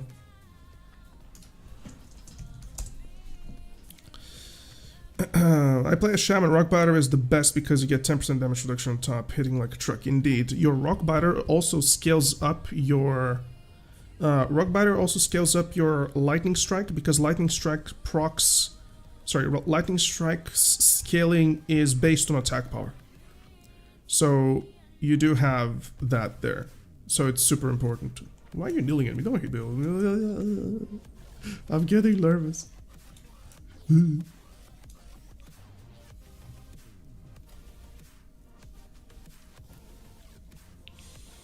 I'm getting stalked in the game.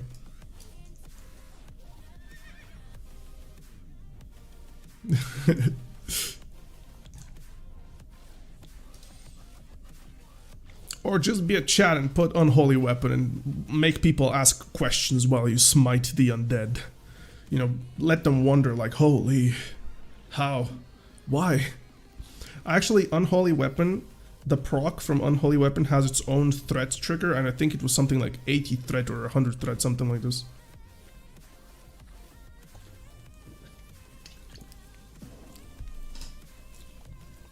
Surge.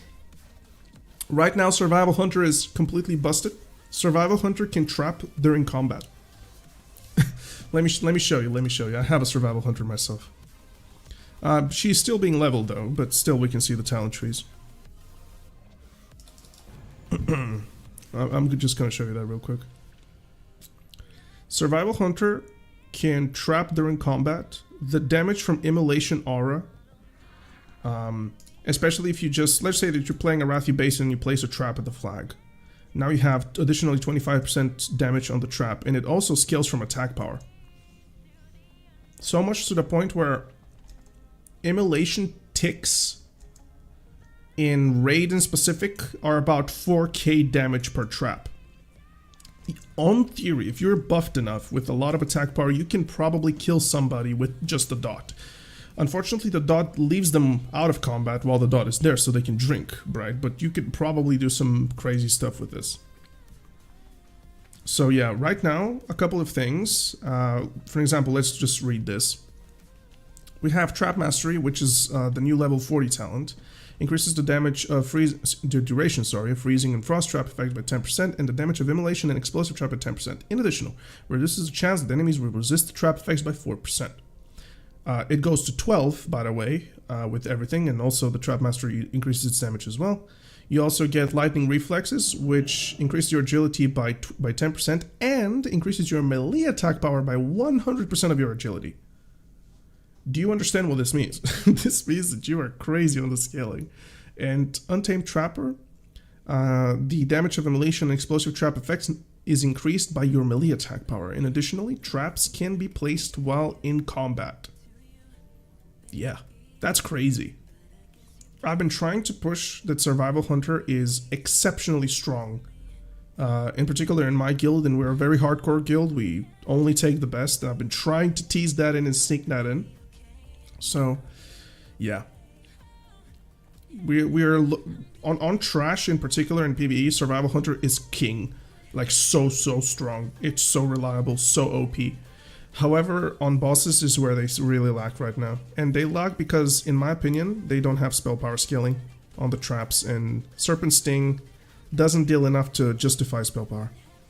Melee Hunters need skilling. They only 1 melee attack power per strength and 1 melee... Yeah, but that adjusts here. So you get now 2 from agility instead of 1. So in reality, agility and strength now contribute like regular attack power would. However, there is an issue. This is effects only from the strength and not from the agility. So, for example, if there was a Crusader that gives 100 agility, only then you'll get 200 attack power, because Crusader Strike for a Hunter is 100 attack power, which is not fun. So Hunters might as well simply use 25 agility, because that would also contribute to their crit. But, and it's always going to be there, you won't rely on Crusader. You know? But Hunter was gutted recently with the Carve's damage being reduced early game, and the cooldown going from 6 to 10 seconds was completely uncalled for. Completely uncalled for. It was so unbelievably lowbrow, kind of like, fun detected, you know? It was completely uncalled for. So, Marksmanship Hunter is really strong.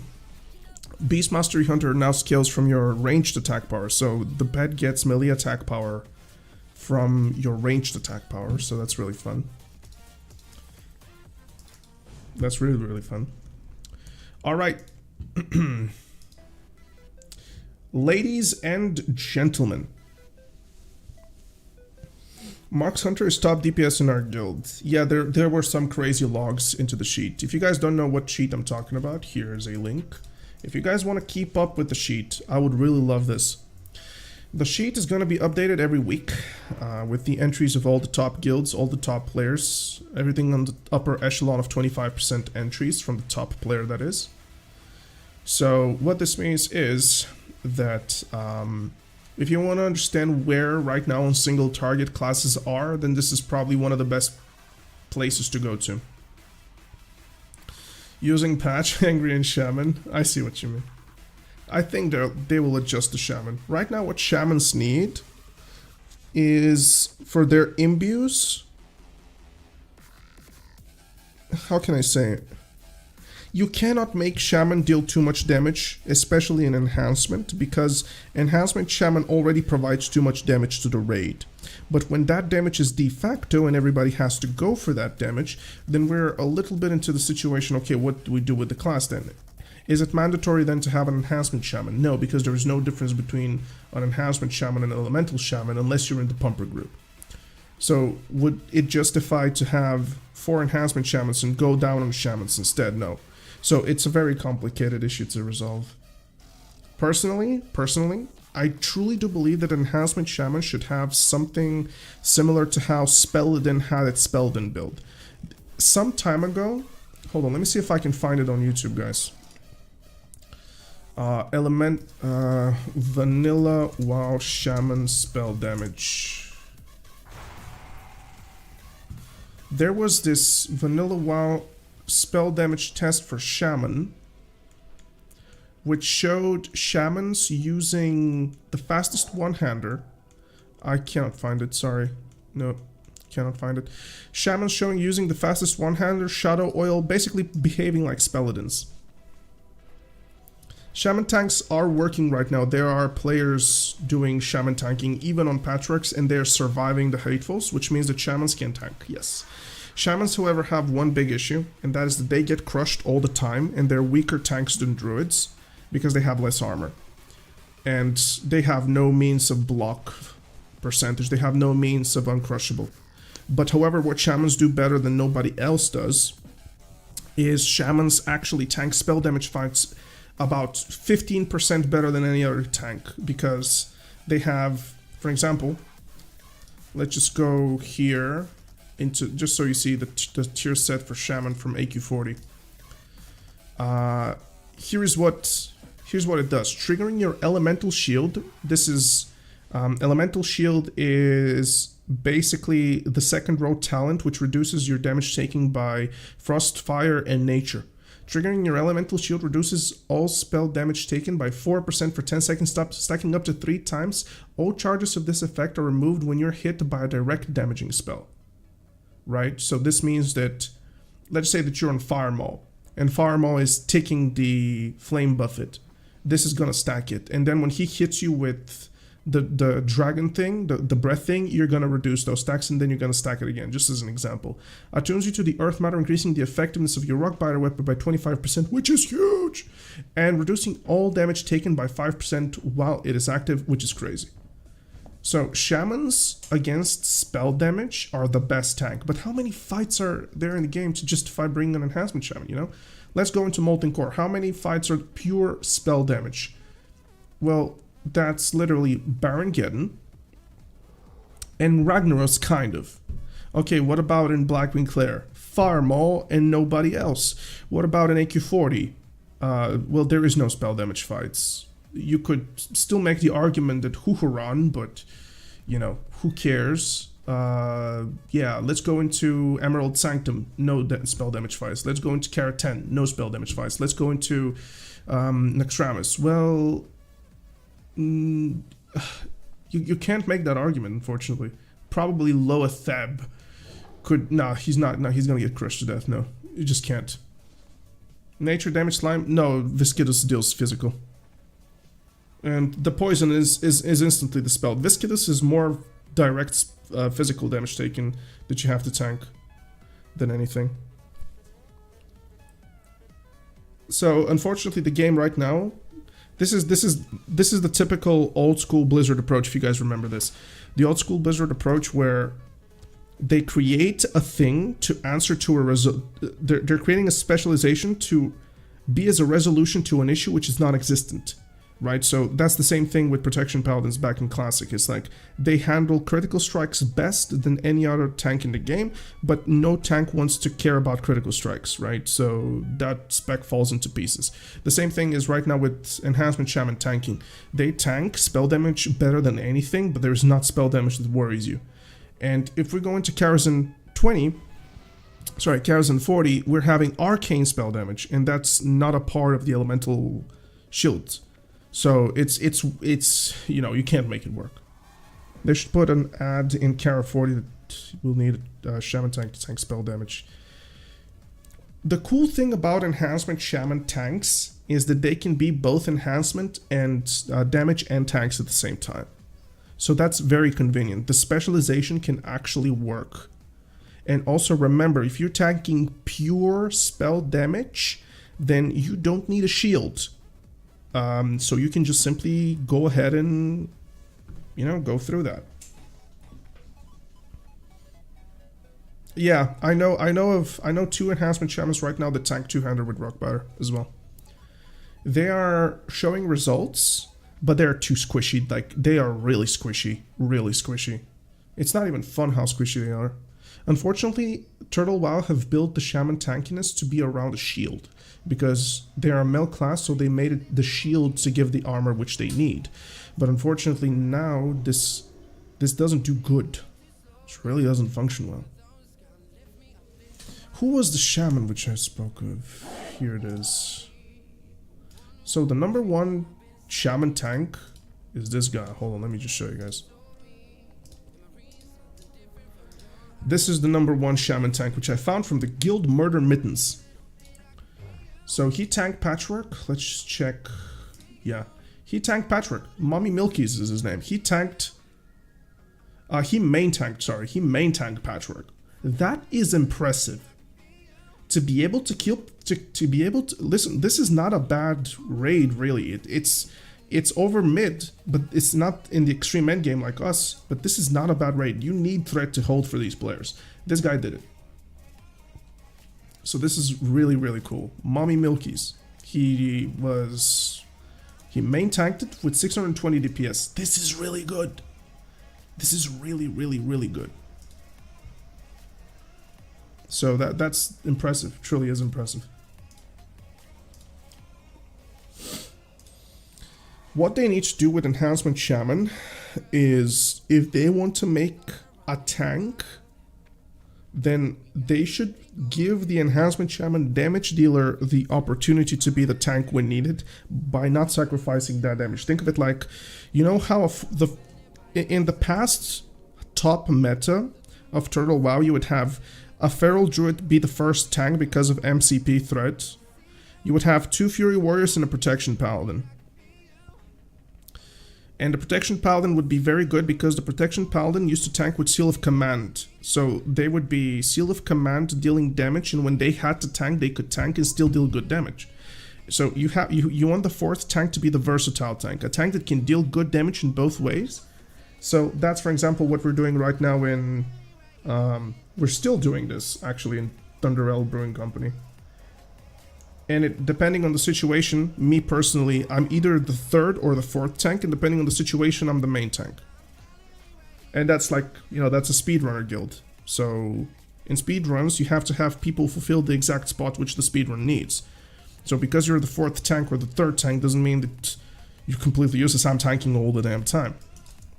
And I'm main tanking Patrick. I'm main tanking, you know, the entirety of AQ40. I'm probably very soon going to be main tanking every undead fight as well. Just because there is no reason for not to. Paladin threat is king. Versus undead. Alright, guys. Alright. I'm gonna be dropping the stream out. Thank you for being a part. I'm actually impressed by how many people showed up today. You guys are awesome. Just wanted to say huge thanks. And we'll see each other soon. I'm not entirely sure when next stream is going to be. To be completely fair with you, I'll try to make them as often as I possibly can.